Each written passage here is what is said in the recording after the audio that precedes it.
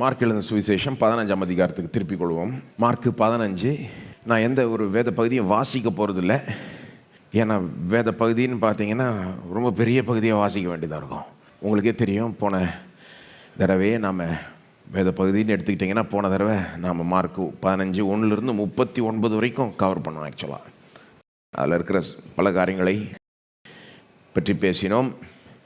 இன்றைக்கு வேத பகுதி என்னங்க அப்படின்னு கேட்டிங்கன்னா 1 43 வரைக்கும் கூட எடுத்துக்கலாம். இன்றைக்கி மார்க் 15 1 43 அது அப்படி எடுத்துக்கணும்னு அவசியம் இல்லை. ஆக மொத்தத்தில் என்னத்தை பற்றி பேசி வருகிறோம்? கல்வாரி சிலுவை பற்றி பேசி வருகிறோம். சில வாரங்களாகவே நாம் இந்த 15ஆம் அதிகாரத்தில் இருந்து கொண்டு இயேசு எப்படி கல்வாரி சிலுவையில் அறையப்பட்டார், இது நடக்கப்போ எப்படி அவமானப்பட்டார், எந்த அளவுக்கு அவமானப்பட்டார், ஏன் இவ்வளோ அவமானப்பட்டார் என்பதெல்லாம் பார்த்து வருகிறோம். எந்த அளவுக்கு அவமானப்பட்டார், ஏன் இவ்வளோ அவமானப்பட்டார்? ஏன்னா நாம் அவருடைய மகிமையில் பங்கேற்கும்படி அவர் நம்முடைய அவமானத்தை எடுத்துக்கொண்டார். அதான் உங்களுக்கு நான் காண்பிச்சேன். அது ரொம்ப முக்கியமான ஒரு பாயிண்ட்டு. இயேசு சிலுவையில் அவமானப்பட்டார்ன்றதை நோட் பண்ணணும். ஏன்னா அது ரொம்ப வலியுறுத்தப்படுது இங்கே மார்க் 15.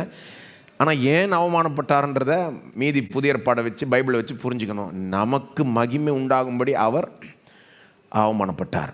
ஆனால் போன வாரம் நான் காண்பித்தேன், அவர் அவமானப்பட்டார். ஆனாலும் அந்த அவமானத்துக்கு பின்னால் ஒரு மகிமை இருக்குது.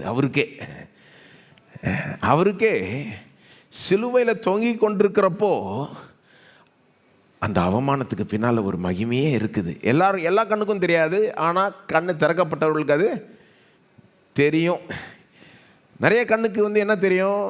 அவர் சிலுவையில் தொங்குறப்போ அந்த இயேசுவை பார்த்தா அவமானம் தான் தெரியும். ஆனால் சில கண்களுக்கு அந்த அவமானத்துக்கு பின்னால் ஒரு மகிமையே தெரியும். எல்லாருக்கும் தெரியாது, சிலருக்கு தெரியும். அவர் 2000 வருஷம் முன்னால் சிலுவையில் தொங்குறப்போவே பக்கத்தில் தொங்கினவனுக்கே தெரிஞ்சுது. அந்த கள்ளன், 2 கள்ளர்கள் இருந்தாங்க. அதில் ஒரு கள்ளனுக்கு அவருடைய மகிமை சிலுவையில் அவர் தொங்குறப்போவே தெரியுது.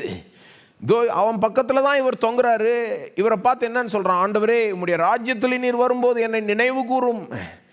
அப்போ அவன் இயேசு எப்படி பார்க்குறான் பாருங்க, பக்கத்துலேயே தான் தொங்குறாரு.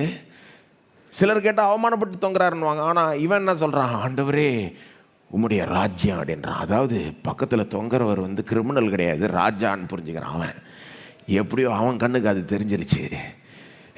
இவர் ஒரு ராஜா, இவருக்கு ஒரு பெரிய ராஜ்யமே இருக்குது. அந்த ராஜ்யத்தில் திரும்ப வரப்போகிறாரு. அவர் அப்போ வரப்போ என்னை நினைவு கூர்ந்தா போதும். இந்த வாழ்க்கையில் என்ன போனாலும் அவர் அந்த நாளில் என்னை நினைவு கூர்ந்தா அடிச்சுட்டு போயிடலாம், எல்லாத்துக்கும் காம்பன்சேட் ஆகிடும் அப்படின்ற ஒரு நினைப்பு பாருங்கள் அவனுக்கு. அது இருந்தால் போதும். இப்போ செத்தா கூட பரவாயில்ல, அந்த நாளில் அவர் என்னை நினைவு கூர்ந்தா போதும். ஏன்னா இவர் அவ்வளோ பெரிய ராஜா, அவ்வளோ பெரிய ராஜ்யம் வருகிறது. அப்போ பாருங்கள், அவன் கண்ணுக்கு தெரிஞ்சிருச்சு இயேசுனுடைய அந்த மகிமை. இன்னொருத்தன் கண்ணுக்கும் தெரிஞ்சிருச்சு. அது யார்? இந்த ரோமன் நூற்றுக்கு அதிபதி. மார்க் 15:39 அவன் தான் சிலுவையில் அரைகிறத சூப்பர்வைஸே பண்ணது. அவன் தான் இயேசுவே சிலுவையில் அரைஞ்சிருப்பான் பாருங்கள். அதாவது அந்த வேலையை அவன் தான் சூப்பர்வைஸ் பண்ணியிருப்பான். சொல்லப்போனால் அவன் ஒரு வேளை இயேசு அவமானம் கூட படுத்தியிருப்பான், நிந்திச்சிருக்கலாம். ஆனால் என்னமோ தெரில, அவர் மரித்து முடிக்கிறதுக்குள்ள, கடைசி மூச்சை விடுறதுக்குள்ள, அவர் மரித்த உடனே அவன் என்ன சொல்கிறான்? மெய்யாகவே இவர் தேவ குமாரனாக இருக்க வேண்டும்ன்றான். எப்படி சிலுவைக்கு கீழே நின்றுக்கிட்டு இருக்கிறான், அவர் கதறி மறிக்கிறாரு. மறித்த உடனே என்னமோ அவனுக்கு ஒரு வெளிப்பாடு கிடச்சிருச்சு, இவர் தேவ குமாரன். அப்போ சிலருக்கு தெரியுது. உங்களுக்கு தெரியுதா? விசுவாசிகளுக்கும் அவிசுவாசிகளுக்கும் இதுதான் வித்தியாசம். சிலுவையை எடுத்து ஓவராக பேசினா சிலர் போதுங்க, நிறுத்திடுங்க, இதில் என்னங்க இருக்குது அப்படின்டுவாங்க. ஆனால் விசுவாசிகள் அதில் ஒரு மகிமையை காணுகிறார்கள். அதுதான் வித்தியாசம் அவிசுவாசிக்கும் விசுவாசிக்கும். ஸோ இயேசு எப்படி தொங்குறப்பவே ராஜாவாக இருந்தார், சொல்லப்போனால் தொங்கி கொண்டிருந்தப்போவே அவர் ஆளுகை செய்தார் என்பதெல்லாம் போன தடவை பார்க்குறப்போ, அப்போது ராஜா சிலுவை அப்படின்னு பார்க்குறப்போ எனக்கு இன்னொரு கேள்வி மனதில் எழும்பி விட்டுருச்சு. அதுதான் இன்றைக்கி பார்க்க போகிறோம். அது என்ன கேள்வினா, சரி ராஜா சிலுவை அப்படின்னு வச்சு பார்த்தோம், இப்போ ராஜ்யம் சிலுவைன்னு வச்சு பார்க்கலாம். எப்படி ராஜ்யம்? என்னங்க சம்மந்தம் இல்லாத கேள்வியெல்லாம் எழுப்பிக்கிட்டு இருக்கீங்க அப்படின்னு சொல்லாதீங்க. இப்போ தானே பார்த்தோம், சிலுவையில் தொங்கினவர் ராஜா. அதை மார்க்கில் 15ஆம் அதிகாரத்தில் ஒரு சுற்றி வலிச்சு அந்த சத்தியம் வருது, ஐரணி மூலமாய். அதாவது ராஜா ராஜான்னு அவன் கிண்டல் பண்ணுறான், ஆனால் நமக்கு தெரியும் இவர் உண்மையிலே ராஜா ராஜா. அப்போது இவர் ராஜா என்பதை யோசிக்க வைக்கிறாரு. எப்படியோ அவனுங்க கிண்டல் பண்ணுறதே நம்மளை யோசிக்க வைக்குது. என்னன்னு யோசிக்க வைக்குது பார், ராஜாவுக்கு எப்படி நடக்குது பார், ராஜா தொங்குறாரு பார், ராஜாவுக்கு என்ன பண்ணுறானுங்க பாரு. அப்போ ராஜா ராஜா இந்த சிலுவையும் ராஜாவையும் சம்மந்தப்படுத்தி பார்த்துக்கிட்டே வர்றப்போ எனக்கு என்ன கேள்வி எழும்புதுன்னா, அப்போது ராஜாவுக்கும் சிலுவைக்கும் சம்மந்தம் உண்டு என்றால், இந்த ராஜா சிலுவையில் தொங்கி கொண்டிருக்கிறப்ப ஆளுவார் என்றால், அப்போ ராஜ்யத்துக்கும் சிலுவைக்கும் சம்பந்தம் இல்லையா? ராஜ்யத்துக்கும் சிலுவைக்கும் சம்பந்தம் இல்லையா? இன்றைக்கு அதுதான் பார்க்க போகிறோம். The relationship between the kingdom of God and the cross of Jesus. தேவனுடைய ராஜ்யத்துக்கும் இயேசுடைய சிலுவைக்கும் உள்ள சம்பந்தத்தை இன்றைக்கு பார்க்க போகிறோம். இந்த கேள்வியை நான் எழுப்பியிருக்கிறேன், இந்த கேள்விக்கு பதில் சொல்ல போகிறேன். ஆனால் இந்த கேள்விக்கு பதில் சொல்கிறதுக்கு முன்பாக இந்த கேள்வியை எழுப்புறது எவ்வளோ முக்கியம், இந்த ரெண்டு காரியத்தையும் கனெக்ட் பண்ணுறது எவ்வளோ முக்கியம் என்பதை நான் முதல்ல சொல்ல விரும்புகிறேன். ஒரு சில வார்த்தைகள். How important it is to raise the question and to connect these two themes. இந்த ரெண்டு தீம், எந்த ரெண்டு தீம்? தேவனுடைய ராஜ்யம், இயேசுடைய இந்த சிலுவை. இந்த ரெண்டு தீமையும் கனெக்ட் பண்ணுறது ரொம்ப முக்கியம், ரொம்ப ரொம்ப முக்கியம். எந்த அளவுக்கு முக்கியம்னா, இதை நீங்கள் கனெக்ட் பண்ணலன்னா, இதுக்கு என்ன சம்பந்தம்ன்றதை புரிஞ்சிக்கலன்னா, மார்க் எழுதின சுவிசேஷத்தை புரிஞ்சிக்க முடியாது. ஆக மொத்தத்தில் ஒட்டு மொத்தமாக பார்த்தீங்கன்னா மார்க் எழுதின சுவிசேஷத்தை புரிஞ்சிக்க முடியாது. சொல்லப்போனால் மத்தேயும் புரிஞ்சிக்க முடியாது, மார்க்கு புரிஞ்சிக்க முடியாது, லூக்கா புரிஞ்சிக்க முடியாது. அதை விடுங்க, நீங்கள் இந்த ரெண்டு தீமையும் கனெக்ட் பண்ணலன்னா, இந்த ராஜ்யம் மற்றும் சிலுவை, இல்லை சொல்லுங்க, ராஜ்யமும் சிலுவையும். அப்போ இந்த ராஜ்யத்தையும் சிலுவையும் நீங்கள் கனெக்ட் பண்ணலன்னா, இதுக்குள்ள சம்மந்தத்தை புரிஞ்சிக்கலன்னா, கொஞ்சம் கூட புரிஞ்சிக்கலன்னா, இயேசுவே புரிஞ்சிக்க முடியாது. இயேசுவையே புரிஞ்சிக்க முடியாது. ஏன் தெரியுமா அப்படி சொல்கிறேன்? இயேசுவுக்கு இது ரெண்டுமே முக்கியம். எது ரெண்டும் முக்கியம்? ராஜ்யமும் முக்கியம், சிலுவையும் முக்கியம். அவர் தான் ராஜ்யம் பிரசங்கம் பண்ணார், போதிச்சார், ராஜ்யத்துக்கு ஏற்ற அற்புதங்களை செய்தார். அப்புறம் சிலுவைன்னு சிலுவையை நோக்கி போனார். ஒன்றும் இல்லைங்க, மார்க் எழுதின சுவிசேஷத்தை எடுத்துக்கோங்க. மார்க் எழுதின சுவிசேஷத்தை நம்ம இவ்வளோ காலமாக பார்த்துக்கிட்டு வரோம். இதில் உங்களுக்கே தெரியும், ஃபஸ்ட்லேருந்து பார்த்தவங்களுக்கு நிச்சயமாக தெரியும், முதல் 8 அதிகாரத்தில் என்னத்தை பற்றி இயேசு பேசினார், என்னத்தை செஞ்சார், எல்லாமே ராஜ்யத்தை பற்றி தான். ஞாபகம் இருக்கா? முதல் 8 அதிகாரம் ராஜ்யம் தான் பேசினார், ராஜ்யம் தான் செஞ்சார். அதாவது ஒன்றும் இல்லை, மார்க் 1ஆம் அதிகாரத்தில் இயேசுவை பற்றி, இயேசுனுடைய பிரசங்கத்தை பற்றி நான் மார்க் 1ஆம் அதிகாரத்தில் பார்த்தோம். மார்க் 1:15 என்னத்தை பற்றி இயேசு பிரசங்கித்தார். கலிலேயாவில் ஊழியத்தை தொடங்குறப்போ மார்க் 1:15 என்னத்தை பற்றி அவர் பிரசங்கம் பண்ணார்னு சொல்லுது. என்னத்தை பற்றி பிரசங்கம் பண்ணார்? காலம் நிறைவேறிற்று, தேவனுடைய ராஜ்யம் சமீபமாயிற்று, மனம் திரும்பி சுவிசேஷத்தை விசுவாசியுங்கள் என்றார். காலம் வந்துருச்சு, தேவனுடைய ராஜ்யம் தோ வந்துருச்சு, கதவு கிட்ட வந்துருச்சு. மனம் திரும்பி சுவிசேஷத்தை, என்ன சுவிசேஷத்தை? இந்த தேவனுடைய ராஜ்யம் கிட்டக்க வந்துருச்சுன்ற இந்த சுவிசேஷத்தை நீங்கள் விசுவாசியுங்கள். இதை தான் பிரசங்கம் பண்ணார். அப்போ அவர் பிரசங்கம் பண்ணது என்னது?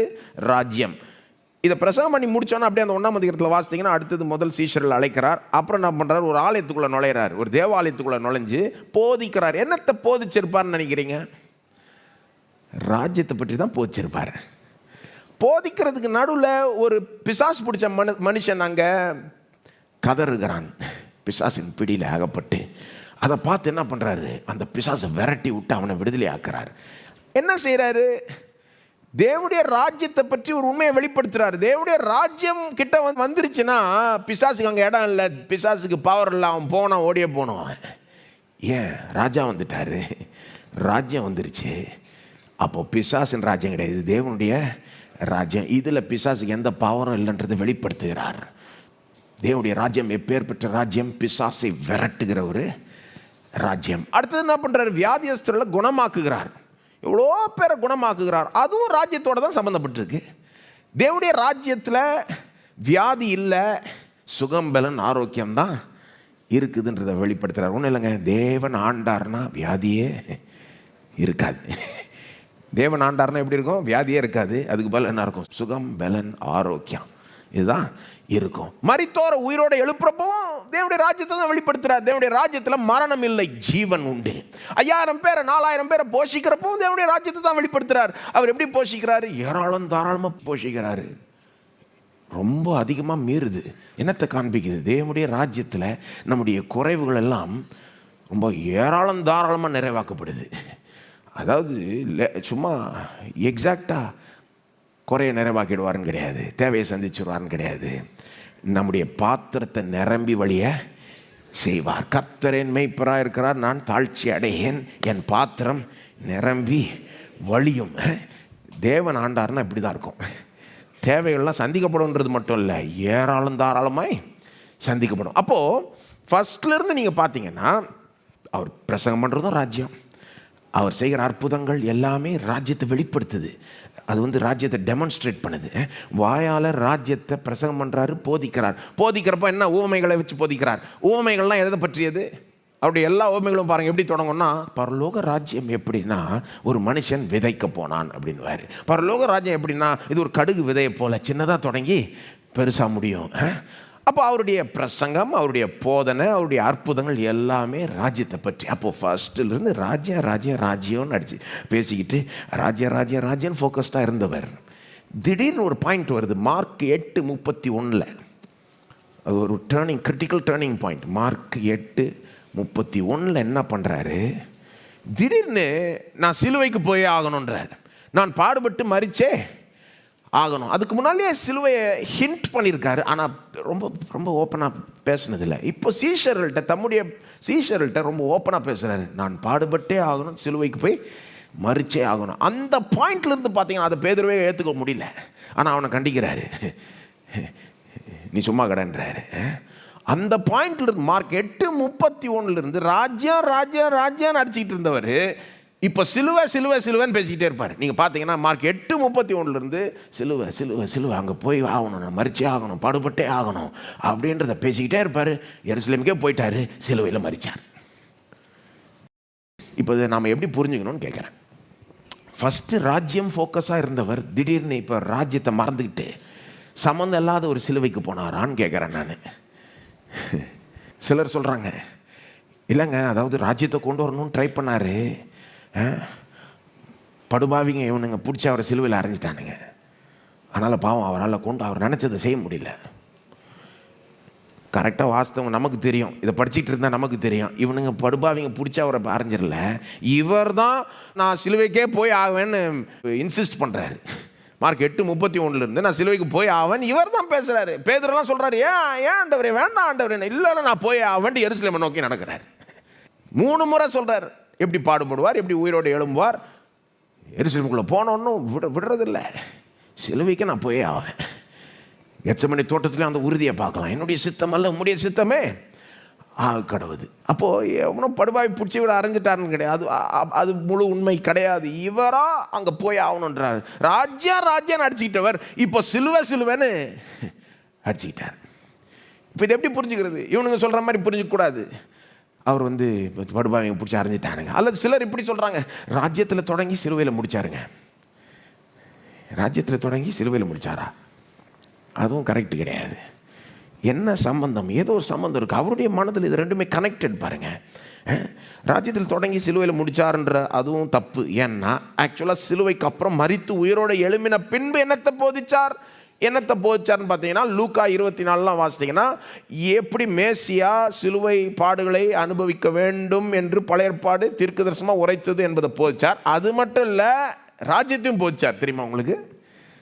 எப்போ? மரித்து உயிரோடு எழுமின பின்பு திரும்ப அந்த ராஜ்ய சப்ஜெக்ட் எழுதுகிறார். அப்போஸ்தலர் 1:3 பாருங்கள். அப்போஸ்தலர் 1:3 அதாவது ராஜ்யம் இருக்கார், அப்புறம் சிலுவைன்னு இருக்கார். மரித்து உயிரோடு எழுமின பின்பு அவருடைய சிலுவை பாடுகளை பழைய ஏற்பாட்டிலேருந்து போதிக்கிறான்றது மட்டும் இல்லை, எப்படி அது அவசியன்றதை காண்பிக்கிறாருன்னு மட்டும் இல்லை, ராஜ்யத்தை பற்றியும் போதிக்கிறார். அப்போஸ்தலர் 1:3 பாருங்கள். அவர் பாடுபட்ட பின்பு, இயேசுவை பற்றி சொல்லுது, அவர் பாடுபட்ட பின்பு 40 நாளளவும் அப்போஸ்தலருக்கு தரிசனமாகி தேவனுடைய ராஜ்யத்தை குறித்தவைகளை அவர்களுடனே பேசி அநேகம் தெளிவான திருஷ்டாந்தங்களினாலே அவர்களுக்கு தம்மை உயிரோடு இருக்கிறவராக காண்பித்தார். அப்போது உயிர் தெழுந்த பிறகு என்னத்தை பற்றி பேசினார்? தேவனுடைய ராஜ்யத்தை குறிவைகளை அவர்களுடனே பேசி. இப்போ திரும்ப ராஜ்யம் வந்துட்டார். இப்போ ராஜ்யன்ட்டு சிலுவைன்ட்டு அப்புறம் திரும்ப ராஜ்யம் வந்துட்டார். என்ன ஏதோ ஒரு கனெக்ஷன் இருக்குல்ல, அவர் மனசில் இது கனெக்டடுங்க. அவர் மனசில் ரெண்டுமே முக்கியம். இது என்னன்றதை நாம் புரிஞ்சுக்கணும். இதை புரிஞ்சுக்கலன்னா இயேசுவை குறித்த ஒரு பிக் பிக்சரே நமக்கு இல்லைன்னு அர்த்தம். இயேசுவை குறித்த ஒரு முழு படமே நமக்கு இல்லைன்னு அர்த்தம்.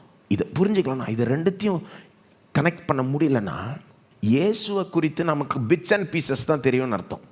ஏதோ அங்கே அற்புதம் செஞ்சார், ஏதோ போச்சார், இங்கே சிலுவையில் அறையப்பட்டார் அப்படின்னு இப்படி இப்படி துண்டு துண்டாக இயேசுவை புரிஞ்சுக்கிட்டோமே ஒழிய முழுசாக இயேசுவை நாம் புரிஞ்சிக்கலன்னு ஆகிடும். ஆகவே அவரை புரிஞ்சுக்கிறதுக்காகவே, அவருடைய அந்த பூலோக ஊழியத்தை புரிஞ்சுக்கணுன்றதற்காகவே நாம் இது ரெண்டுத்துக்குள்ள சம்பந்தத்தை புரிஞ்சுக்கணும். ராஜ்யத்துக்கும் சிலுவைக்கும் உள்ள சம்பந்தம். இன்னொரு ப்ராக்டிக்கல் ரீசன் சொல்கிறேன். இதை ஏன் நாம் இந்த ராஜ்யத்தையும் சிலுவையையும் இதனுடைய கனெக்ஷனை புரிஞ்சுக்கணும் அப்படின்றத இன்னொரு ப்ராக்டிக்கல் ரீசன் கொடுக்குறேன். ஒன்று வந்து இயேசுவை புரிஞ்சுக்கணுங்க. இன்னொன்று வந்து அப்போ தான் நம்ம கிறிஸ்தவ ஊழியத்தையே புரிஞ்சுக்கலாம், கிறிஸ்தவ வாழ்க்கையை புரிஞ்சுக்கலாம். அப்போ தான் கிறிஸ்தவ ஊழியத்தையும் கிறிஸ்தவ வாழ்க்கையுமே புரிஞ்சுக்கலாம்.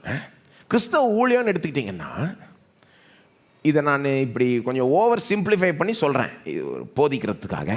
எல்லாத்தையும் இப்படி நான் சிம்பிளிஃபை பண்ணிடுறது நியாயம் கிடையாது, ஆனாலும் போதனைக்கு பயனுள்ளதாக இருக்கும். ஓவர் சிம்பிளிஃபை பண்ணி சொல்கிறேன். கிறிஸ்தவ ஊழியன்னா ஒரு ரெண்டாக பிரிச்சிடலாம், 2 குரூப்பாக பிரிச்சிடலாம் எல்லாரையும். கிட்டத்தட்ட எல்லாரையும் கிடையாது, கிட்டத்தட்ட எல்லாரையும் 2 குரூப்பாக பிரிச்சிடலாம். ஒரு குரூப் என்ன சொல்கிறாங்க, கிறிஸ்தவ ஊழியனாலே ராஜ்யத்தை பற்றி தான் இருக்கணும். எப்படி? ராஜ்யத்தை பற்றி தான் இருக்கணும். அதில் அவங்க என்ன அர்த்தத்தில் சொல்கிறாங்கன்னா, அதாவது நம்ம ஏழைகளுக்கு உதவி செய்யணும், ஏழைகளுக்கு சோறு போடணும், படிப்பில்லாதவர்களுக்கு படிப்பு கொடுக்கணும், கீழே இருக்கிறவங்கள நம்ம தூக்கி விடணும். கிறிஸ்தவ ஊழியனாலே இதுதான். கேட்டால் என்ன சொல்லுவாங்க, ஏப்பா பாரு இயேசு என்ன பண்ணார் பாரு, வியாதியர் போய் குணமாக்கினார்ல, அப்போ நீ என்ன பண்ணு, ஆஸ்பத்திரியை தொடங்க. இயேசு என்ன பாரு, 5000 பேர் போச்சுட்டார்ல, 4000 பேர் போச்சுட்டார்ல, அப்போ நீ என்ன பண்ணு, சோறு போடு. அப்போ என்ன சொல்லுவான் பாரு, இயேசு ராஜ்யத்தை பேசினார் பார். ராஜ்யத்தை, அதாவது ராஜ்யனாலே சமுதாயம், ராஜ்யனாலே ஒரு சமுதாய அளவில் ஒரு பெரிய ஒரு காரியத்தை, சமுதாயத்தை தூக்குறதுக்கு நாம் உயர்த்துறதுக்கு செய்ய வேண்டிய, ஏழைகளுக்கு சோறு போடுறது, கீழே இருக்கிறவங்களை உயர்த்துகிறது, சோஷியல் ஒர்க்கு, சேரிட்டி ஒர்க்கு, இதுதான்ப்பா ஊழியம். ஊழியனாலே இதுதான். சும்மா நின்றுட்டு பிரசங்கம் பண்ணிக்கிட்டு இருக்கேன் நீ அப்படின்வான். இப்போது இது ஒரு கூட்டத்தார். இன்னொரு கூட்டத்தார் அவங்க என்ன சொல்லுவாங்க, கிறிஸ்தவ ஊழியனாலே என்னன்னா ராஜ்யம் ஃபோக்கஸ் கிடையாது, சிலுவை ஃபோக்கஸ்ட். அதான் பவுல் சொன்னார்ல, நாங்கள் சிலுவையில் அறையப்பட்ட கிறிஸ்துவை பிரசங்கிக்கிறோம் பவுல் சொல்ல. அதுதான் கிறிஸ்தவ ஊழியம். சிலுவையில் அறையப்பட்ட கிறிஸ்து, அதாவது சிலுவையை பிரசங்கம் பண்ணாதான் அதன் மூலமாக ஜனங்கள் ரட்சிக்கப்பட முடியும். கிறிஸ்தவ ஊழியனாலே என்னது, நீ சிலுவையை பிரசங்கம் பண்ணி ஜனங்களை ரட்சிப்புக்குள்ளாக நடத்து, இதுதான் ஊழியம்பா, அது கிடையாது இது. இப்போ இவங்க என்ன சொல்லுவாங்க, போது எல்லாரையும் நான் அதான் ஓவர் சிம்பிளிஃபை பண்ணுறேன்னு ஒத்துக்கிறேன் நான். ஆனால் இதில் சில நேரம் என்ன நடக்கும்னா, இவங்க சொல்லுவாங்க இவங்க பண்ணுறது தான் ஊழியம், இவங்க பண்ணுறது ஊழியமே கிடையாதுன்னு. இந்த சோஷியல் ஒர்க் செய்கிறவங்க என்ன சொல்லுவாங்க, நீங்கள் பிரசங்கியாரெலாம் ஊழியமே பண்ணல. சில நேரம் பிரசங்கியார்கள் என்ன பண்ணுவாங்க, நாங்கள் பண்ணுறது தான் ஊழியம், நீ பண்ணுறது ஊழியமே கிடையாது. என்ன பண்ணுறாங்கன்னு தெரியுதா உங்களுக்கு? ராஜ்யத்தையும் சிலுவையிலையும் தேவையில்லாமல் பிரிச்சுக்கிட்டு இருக்கிறாங்க. தேவன் இணைத்ததை மனிதன் பிரிக்காது இருக்க கடவன். இப்போ தேவன் இணைச்சி வச்சதை இவன் பிரிச்சுக்கிட்டு இருக்கிறதுனால தான் இந்த மாதிரி வீண் பேச்சு போயிட்டுருக்கு. ஒருத்தரை குற்றம் சாட்டிக்கிட்டு, இது ரெண்டும் ஆக்சுவலாக கனெக்ட் பண்ண வேண்டியதுன்றதை உணராமல் பிரித்து இதை பேசி ஊழியன்னா என்னாலே புரிஞ்சிக்கல. எப்படி ஊழியத்தில் இதுக்கும் பங்கு இருக்குது அதுக்கும் பங்கு இருக்குது என்பதை புரிஞ்சிக்கல, அதை கரெக்டாக புரிஞ்சிக்கல பாருங்கள். அதுக்கும் ஒரு ஆர்டரும் இருக்குது, அதை சொல்கிறேன் இன்றைக்கி. ஒரு ஆர்டரும் இருக்குது. முதல் முக்கியம்னு ஒன்று இருக்குது, ரெண்டாவது முக்கியம்னு ஒன்று இருக்குது பாருங்கள். சரி, அப்போது கிறிஸ்தவ ஊழியத்தை புரிஞ்சிக்க முடியாது, கிறிஸ்தவ வாழ்க்கையை புரிஞ்சிக்க முடியாது. போக நீங்கள் பார்ப்பீங்க, அதாவது ராஜ்யத்துக்கும் சிலுவைக்குள்ள சம்மந்தத்தை புரிஞ்சிக்கலன்னா கிறிஸ்தவ ஊழியத்தையும் புரிஞ்சிக்க முடியாது, கிறிஸ்தவ வாழ்க்கையும் புரிஞ்சிக்க முடியாது, இயேசுவே புரிஞ்சிக்க முடியாது, பைபிளையே நிறைய விதத்தில் புரிஞ்சிக்க முடியாது. அதனால தான் இதை நம்ம பார்க்குறது ரொம்ப முக்கியம். இந்த நேரத்தில் தான் அதை பார்க்க முடியும். சரி, ராஜ்யத்துக்கும் சிலுவைக்கும் என்ன சம்பந்தம்? முதல் பதில் சிம்பிளாக சொல்கிறேன், சிலுவை மூலமாய் ராஜ்யம். சிலுவை மூலமாய் ராஜ்யம். இன்னும் கேட்டால் எப்படி சொல்லலாம், சிலுவை மூலமாய்த்தான் ராஜ்யம். சிலுவை மூலமாய்த்தான் ராஜ்யம். எல்லாம் சொல்லுங்க, சிலுவை மூலமாய்த்தான் ராஜ்யம்.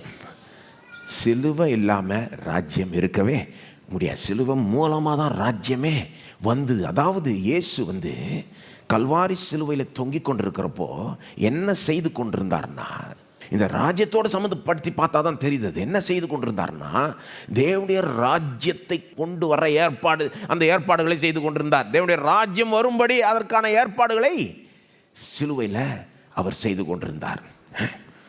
ராஜ்யத்தின் வெளிச்சத்தில் யோசிக்கிறப்போ தான் இது புரியுது பாருங்க. இயேசு சிலுவையில் தொங்குறப்போ, அவர் பாடுபட்டு மரிக்கிறப்போ, அவமானப்படுகிறப்போ அங்கே என்ன செய்து வருகிறார்? ராஜ்யத்தையே கொண்டு வந்துக்கிட்டு இருக்கிறார். ராஜ்யத்தையே கொண்டு வந்துட்டு இருக்கிறார். ராஜ்யம் வரும்படி எல்லா ஏற்பாடுகளையும் அங்கே தான் செஞ்சுக்கிட்டு இருக்கிறார். அது இல்லாமல் ராஜ்யம் வரவே முடியாது.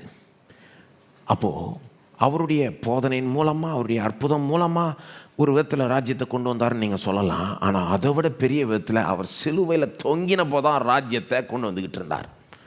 ஆமாம், உண்மைங்க. அவர் போதிக்கிறப்ப ஒரு விதத்தில் அவர் வந்துட்டார், ராஜா வந்துட்டார். ஆகவே ராஜ்யம் ஒரு விதத்தில் வந்துருச்சு. ராஜா வந்து அற்புதம் செய்கிறப்போ, வியாதியஸ்தரை குணமாக்குறப்போ, அப்போவே ராஜ்யத்தை உள்ள நுழைக்கிறார் பாருங்க. வியாதியை விலக்கி சுகத்தை கொடுக்குறார். பிசாசின் பிடியில் இருக்கிற மக்களை விடுதலை ஆக்கி அங்கே ஒரு விடுதலையை கொடுக்குறார் பாருங்க. ராஜ்யத்தை உள்ள கொண்டு வருகிறார். உண்மைதான், ராஜா வந்துட்டார்னே ராஜ்யம் ஒரு விதத்தில் வர தொடங்கிடுச்சு. அந்த ராஜா பெரிய பெரிய காரியங்களை செய்ய செய்ய அந்த ராஜ்யம் வர தொடங்கிடுச்சு. ஆனால் அதை விட பெரிய விதத்தில் அந்த ராஜ்யம் எங்கே வருது? அவர் சிலுவையில் தொங்குறப்போ தான். அவர் பிசாசை விரட்டுறதை காட்டிலும், அவர் வந்து வியாதியத்தில் குணமாக்குறதை காட்டிலும், அவர் வந்து 5000 பேரை 4000 பேரை ஏராளம் தாராளமாக போஷிக்கிறத காட்டிலும், அவர் ராஜ்யத்தை பிரசங்கம் பண்ணி ராஜ்யத்தை அந்த ஓமைகள் மூலமாக போதிக்கிறத காட்டிலும், அதெல்லாம் காட்டிலும் இன்னும் பெரிய விதத்தில் அவர் சிலுவையில் தொங்கின போதான் அந்த ராஜ்யத்தை கொண்டு வந்துக்கிட்டு இருக்கிறார். அது இந்த பூமியில் வரும்படி பெரிய பெரிய காரியங்களை அவர் அங்கே சிலுவையில் தான் செய்து கொண்டிருந்தார். எப்படி நான் இப்படி சொல்லலாம்? போன வாரம் என்ன சொன்னேன்? சிலுவையிலிருந்து அவர் ஆண்டார், மரத்திலிருந்து கிறிஸ்து ஆண்டார். இப்போ என்ன சொல்கிறேன்? அங்கே அவர் தொங்கிட்டு இருக்கிறப்போ ராஜ்யத்தை கொண்டு வந்துக்கிட்டு இருக்கிறார். ராஜ்யத்தை நிலைநிறுத்தி கொண்டிருக்கிறார். Is establishing the kingdom. எதை வச்சு சொல்கிறேன்? கொஞ்சம் யோசிங்க என்னோட. இப்படி யோசிங்க. 1-2 விதத்தில் விளக்குறேன். ஒன்று வந்து இப்படி யோசிங்க. எதை வச்சு சொல்கிறேன்னா, அவர் சிலுவையில் தொங்கி கொண்டிருக்கிறப்போ தான் என்ன பண்ணுறாரு? நம்மளை இன்னொரு ராஜ்யத்திலிருந்து அவருடைய ராஜ்யத்துக்கு டிரான்ஸ்ஃபர் பண்ணுறதுக்கான கிரயத்தை செலுத்திட்டு இருக்கிறார். என்ன பண்ணுறாரு? கிரயத்தை செலுத்துறார். நாம் வந்து வேறு ராஜ்யத்தில் தானே இருந்தோம். நாம் இப்போ தேவனுடைய ராஜ்யத்துக்குள்ளாக வந்துட்டோம். எத்தனை பேர் வந்துட்டீங்க? அல்லது அந்த ராஜ்யம் உள்ளத்துக்குள்ளே வந்துருச்சு இல்லையா? அதுக்கு முன்னால் நாம் இன்னொரு ராஜ்யத்தில் தானே இருந்தோம். இந்த உலகத்தில் 2 ராஜ்யம் தாங்க இருக்குது. ஒன்று வந்து தேவனுடைய ராஜ்யம், இன்னொன்று வந்து பிசாசின் ராஜ்யம், பாவத்தின் ராஜ்யம். அப்படி சொல்லிக்கலாம் நாம். ஏன்னா ஒன்று தேவன் நம்மளை ஆளணும், இல்லைன்னா பாவமும் பிசாசும் நம்மளை ஆளும். ஏதாவது ஒன்று தான், 2த்தில் ஏதாவது ஒன்றில் தான் எல்லாருமே இருக்கிறார்கள். அப்போது நாம் முன்ன நம்முடைய நிலை என்ன இருந்தது? நம்முடைய கதி என்ன இருந்தது? நாம் அந்த பாவத்துக்கு அடிமையாக இருந்தோம், பிசாசுக்கு அடிமையாக இருந்தோம். அப்போது பாவம் பிசாசுன்ற அந்த ராஜ்யத்திலிருந்து நம்மளை அவருடைய ராஜ்யத்துக்கு அவர் கொண்டு வரணும்னா லேஸில் டிரான்ஸ்ஃபர் பண்ணிட முடியாதுங்க. அந்த டிரான்ஸ்ஃபருக்கு எவ்வளோ பெரிய விலை செலுத்தப்படணும் தெரியுமா உங்களுக்கு? ரொம்ப பெரிய கிரயம் செலுத்தப்படணும். அப்போ தான் அந்த ராஜ்யத்திலேருந்து அவருடைய ராஜ்யத்துக்கு நாம் டிரான்ஸ்ஃபர் பண்ணப்படலாம். பிசாசின் பிடியிலிருந்து, பாவத்தின் பிடியிலிருந்து. நான் சொன்னேன் போன தடவை உங்களுக்கு, பாவத்தினால தான் பிசாசுக்கு மனிதர்கள் மேலே ஒரு ஹோல்டு இருக்குது. பாவத்தை டீல் பண்ணிட்டா, பாவ பிரச்சனையை எடுத்துட்டா பிசாசுக்கு மனுஷன் மேலே எந்த ஹோல்டும் கிடையாது. அதனால தான் கல்வாரி சிலுவையில் இயேசு என்ன பண்ணுறார்? பாவத்தை டீல் பண்ணுறார். நம்முடைய பாவத்தை சுமந்து அதனுடைய தண்டனை ஏற்று சுமந்து தீர்ப்பதன் மூலமாய், பாவ பிரச்சனையை முழுக்க முழுக்க டீல் பண்ணுவதன் மூலமாய் பிசாசின் அடிமைத்தனத்திலிருந்து நம்மளை விடுதலை ஆகிறார், அவருடைய ராஜ்யத்துக்குள்ளாக கொண்டு வருகிறார். ஆனால் இதை பண்ணணும்னா ஒரு பெரிய கிரயத்தை அவர் செலுத்தணும், அவருடைய ஜீவனையே கொடுக்கணும். பாடுபட்டு அவமானப்பட்டு மரித்து அவருடைய ஜீவனையே கொடுத்தாதான், அந்த கிரயத்தை செலுத்தினாதான் பாவத்திலிருந்து நம்ம மீட்டெடுக்கப்பட முடியும், பிசாசின் பிடியிலிருந்து மீட்டெடுக்கப்பட முடியும். அதை அவர் சிலுவையில் தொங்குறப்போ தான் செஞ்சார். அதுதான் அவரே சொல்லிட்டார் இல்லையா? அநேகரை மீட்கும் பொருளாக என்னுடைய ஜீவனை கொடுக்க வந்தேன். மார்க் 10:45. அநேகரை மீட்கும் பொருளாக ஒரு விலையை செலுத்த வந்திருக்கிறேன். இந்த விலையை செலுத்தினேன்னா அநேகரை நான் மீட்டு கொண்டுருவேன், அதுக்காக தான் வந்தேன் அப்படின்றாரு. அல்லது கொலோசியர் 1:13, இருளின் அதிகாரத்தினின்று நம்மை விடுதலையாக்கி தமது அன்பின் குமாரனுடைய ராஜ்யத்துக்கு அவர் கொண்டு வந்துட்டார். இருளின் ராஜ்யத்தில் இருந்தோம், இருளின் அதிகாரத்தில் இருந்தோம். இப்போ நம்மளை அங்கேருந்து கொண்டு வந்து இங்கே கொண்டு வந்துட்டார். அதுக்கு வேண்டிய கிரயத்தை செலுத்திட்டு இருந்தார். ஸோ அப்படி பார்த்தீங்கன்னா கொஞ்சம் உங்களுக்கு புரிஞ்சுக்கிறதுக்கு உதவும். சிலுவையில் தொங்கிக்கிட்டு இருக்கிறப்ப தான் ராஜ்யத்தை கொண்டு வந்தார். எப்படி? அங்கே தான் நம்மளை ஒரு ராஜ்யத்துலேருந்து இன்னொரு ராஜ்யத்துக்கு, அவர் ராஜ்யத்துக்கு டிரான்ஸ்ஃபர் பண்ணுறதுக்கான கிரயத்தை செலுத்திட்டு இருந்தார். இன்னொரு விதமாக விளக்குறேன். சிலுவையில் தொங்கிட்டு இருக்கிறப்ப தான் அவர் ராஜ்யத்தை கொண்டு வந்தார்னு எப்படி சொல்லலாம்? நான் எப்படி சொல்லலான்னா, அவர் சிலுவையில் செய்த காரியங்கள் மூலமாக தான் கடவுள் மனுஷனுடைய உள்ளத்தை இன்னைக்கு ஆள முடியுது. இயேசு கல்வாரி சிலுவையில் செஞ்ச காரியம் மூலமாக தான் கடவுள் இன்னைக்கு மனுஷனுடைய உள்ளத்தை ஆள முடியுது. நல்லா கவனிங்க. தேவனுடைய ராஜ்யம்னு சொல்கிறோம்ல, அப்படின்னா என்னங்க? பூமியே ஆளுவது. சிம்பிளாக பூமியே ஆளுவது. பூமி ஆளணும்னா முதல்ல நம்ம உள்ளத்தை ஆளணும். உள்ளத்தை ஆளாமல் பூமி ஆள்றது வந்து அர்த்தமே இல்லை. அதுதான் நடந்துக்கிட்டு இருக்கு. எத்தனையோ பேர் தேசங்களை ஆளுகிறார்கள். அவங்க மனிதர்களுடைய உள்ளத்தை ஆளுறாங்களா? என்ன கிடையாது. ஏதோ கட்டாயத்தினால, கம்பல்ஷன்னால, வேறு வழி இல்லாதனால ஜனங்க வந்து சொல்கிற பேச்சை கேட்டுக்கிட்டு இருக்காங்க. அது உண்மையான ஆளுகையே கிடையாது. தேவனுடைய ராஜ்யம்னா அவர் எல்லாத்தையும் ஆளணுன்னா முதல்ல உள்ளத்தை ஆளணுங்க. உள்ளத்தை ஆளணும்னா உள்ள மாறணுங்க. உள்ள எப்படி மாறும்? சிலுவை இல்லாமல் உள்ள மாறவே மாறாது. இயேசு கல்வாரி சிலுவையில் பாடுபட்டு மறிக்கலன்னா உள்ள மாற்றப்படவே முடியாது. அவர் கல்வாரி சிலுவையில் மறிச்சாதான், ஜீவனையே கொடுத்தாதான் அவருடைய ரத்தம் நம்மளை கழுவ முடியும், நமக்கு ஒரு புதிய இருதயத்தை உண்டாக்க முடியும் இல்லையா? இருதயத்தை மாற்றுகிற வேலை சிலுவை மூலமாக தான் நடக்குது. அல்லது இப்படி புரிஞ்சுக்குவாங்க, பல விதத்தில் புரிஞ்சுக்கலாம். அது சும்மா நான் just trying to help you understand this. சிலுவை இல்லாமல் உள்ள மாறாது. உள்ள மாறாமல் உள்ளத்தை அவர் ஆள முடியாது. உள்ளத்தை ஆளாமல் பூமி ஆள முடியாது. சரிங்களா? இவர் எப்படிப்பட்ட ராஜானா கட்டாயப்படுத்தி நம்மளை ஒருபோதும் ஆளவே மாட்டார். தேவன் எப்படிப்பட்ட ராஜானா கட்டாயப்படுத்தி, மனிதர்கள்லாம் அப்படி பண்ணுவாங்க, என்னை பிடிக்குதோ பிடிக்கலையோ மரியாதை செய்ய அப்படின்வாங்க இல்லையா? ஆனால் கடவுள் எப்படின்னா, நம்மளா வாலண்டியராக போய் ஆண்டவரே நீர் எனக்கு ஆண்டவராக இருன்னு சொன்னால் தான் நம்மளை ஆளுவாரே ஒழிய இல்லைன்னா ஆள மாட்டார். ஏன்னா அவர் நம்மளை ரொம்ப ஓவராக மதிக்கிறார். அவர் என்ன சொல்கிறார்? நீ வாய் திறந்து சொல்லுது, இயேசுவே ஆண்டவன் வாய் திறந்து சொன்னால் தான் நான் உனக்குள்ளே வருவேன், உன்னை ஆளுவேன். You open your mouth and say Jesus is lord. அப்போது அங்கே ரட்சிப்பில் என்ன நடக்குது? ஒரு மனுஷன் வந்து அவன் வாய் திறந்து சொல்கிறான், ஆண்டவரே நீர் என்னுடைய லார்டாக, என்னுடைய ஆண்டவராக இரும், என்னுடைய எஜமானா இரும், என் வாழ்க்கையை மண்டே நான் ஒப்படைக்கிறேன்னு ஒருத்தன் வந்து வாலண்டியராக சொல்லி அந்த மாதிரி செஞ்சாதான் கடவுள் அவன் உள்ளத்துக்குள்ள வந்து அவனை ஆளுகிறார். நான் கேட்குறேன், நாம் அப்படிப்பட்ட லேஸில் நாம் சொல்லிவிடுவோமா ஜீசஸ் இஸ் லார்டுன்னு? லேஸில் சொல்லிவிடுவோமா ஆண்டவரே நீருடைய எஜமானார் இரும், நீர் சொல்கிறதெல்லாம் நான் செய்கிறேன், என் வாழ்க்கையை மட்டும் ஒப்படைக்கிறேன் அப்படின்னு லேஸில் சொல்லிவிடுவோமா? நம்ம அப்படிப்பட்டவங்க நினைக்கிறீங்க? நாம் ஏங்க நாம் அப்படிப்பட்டவங்களே கிடையாதுங்க. மனிதர்கள் எப்படிப்பட்டவங்கன்னா, இதோ அந்த ஆதாமை போல கடவுளுடைய எதிரியோடு சேர்ந்துக்கிட்டு ஆட்டம் போடுறவன். ஆதாமா தானே செஞ்சான், ஏவாளை தானே செஞ்சாங்க. 2 பேரும் கடவுளுடைய எதிரியாக இருக்கிற பிசாசோடு சேர்ந்துக்கிட்டு கடவுளுக்கு விரோதமாகவே ஆட்டம் போட்டாங்க, கலகம் பண்ணினார்கள். அப்போ நாம் லேஸில் வந்து கடவுளே நீர் எனக்கு ஆண்டவராகிறோம், எனக்கு எஜமானாரும், நீ சொல்கிறதெல்லாம் செய்கிறேன், அப்படியே அவனுக்கு மூணா அப்பா அணிஞ்சிட்றேன், நான் என்ன வாழ்க்கையை மட்டும் ஒப்படைச்சிட்றேன், லேஸில் ஒன்றும் சொல்ல மாட்டோங்க. ஏதாவது பெருசாக நடக்கணுங்க, அப்போ தான் நம்ம அப்படிலாம் சொல்லுவோம். என்ன பெருசாக நடந்ததுன்னா சிலுவை நடந்தது. அவர் சிலுவையில் என்ன பண்ணுறாரு பாருங்க, நம்மளை வந்து வாலண்டியராக வந்து அவர்கிட்ட சரணடைய வைக்கிறதுக்கு அவர் என்ன பண்ணுறாரு, அவர் மேக்சிமமாக போய் சரணடைகிறார் நமக்காக. கல்வாரி சிலுவையில் நான் உன் பட்சத்தில் இருக்கேன்றதை பாரு, நான் உன்னை ஒருபோதும் எக்ஸ்ப்ளாய்ட் பண்ண மாட்டேன், உன்னை அட்வான்டேஜ் எடுத்துக்க மாட்டேன், உன் எஜமான இருந்தேன்னா நான் ஒருபோதும் உன்னை தப்பாக நடத்திட மாட்டேன், எந்த விதத்துலையும் நான் உன் வாழ்க்கையை கெடுத்துட மாட்டேன். ஏன்னா அதுதானே பயம் நமக்கு. நம்ம வாழ்க்கையை இன்னொருத்தர் கையில் ஒப்படைச்சா அவங்க நம்ம வாழ்க்கையை ஏதாவது பண்ணுவாங்க, கெடுத்துருவாங்கன்றது தானே பயம் நமக்கு. யாரையும் நம்ப மாட்டோம், ஏன்னா யாரையும் அப்படி லேசில் நம்பிடக்கூடாது. அதனால தான் அவர் சிலுவைக்கு போய் காண்பிக்கிறார், நீ என்ன நம்பலாம், உனக்காக நான் உயிரே கொடுக்க ரெடி, உனக்காக எவ்வளோ வேணால் பாடுபட ரெடி, எவ்வளோ வேணால் அவமானப்பட ரெடின்றத சிலுவையில் போய் அவர் நிரூபித்ததுனால தான் இன்றைக்கி வந்து நாம் என்ன சொல்கிறோம், ஆண்டவரே நீர் என்னுடைய எஜமானாரம், நீர் சொல்கிறபடி நான் செய்கிறேன், வாழ்க்கையை உமக்கு ஒப்படைக்கிறேன், நீர் எனக்காக மறித்ததுனால நான் என் தேவைப்பட்ட என் ஜீவனை உமக்காக கொடுக்க ரெடி, உமக்காகவே வாழ்கிறேன், உமக்காகவே சாகவும் ரெடி. அது நடக்கலைன்னா இது வரும்னு நினைக்கிறீங்களா? நீங்கள் வரவே வராதுங்க. அதெல்லாம் வராது.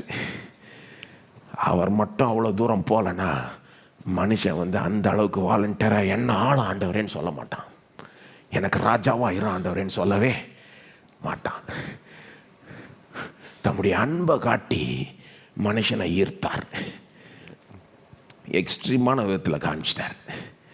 அப்போ தான் நம்மளை எக்ஸ்ட்ரீமாக வாலண்டியராக நாமளே வந்து நீரே ராஜாவாயிரும், நீரே என்ன ஆளணும்னு நாம் அப்போ என்ன சொல்ல வரேன்னா, பூமி ஆளணும்னா முதல்ல உள்ளத்தை ஆளணும், உள்ளத்தை ஆளணும்னா உள்ள அவருக்கு பண்ணினுங்க வாலண்டியராக. இது பெரிய விஷயங்க.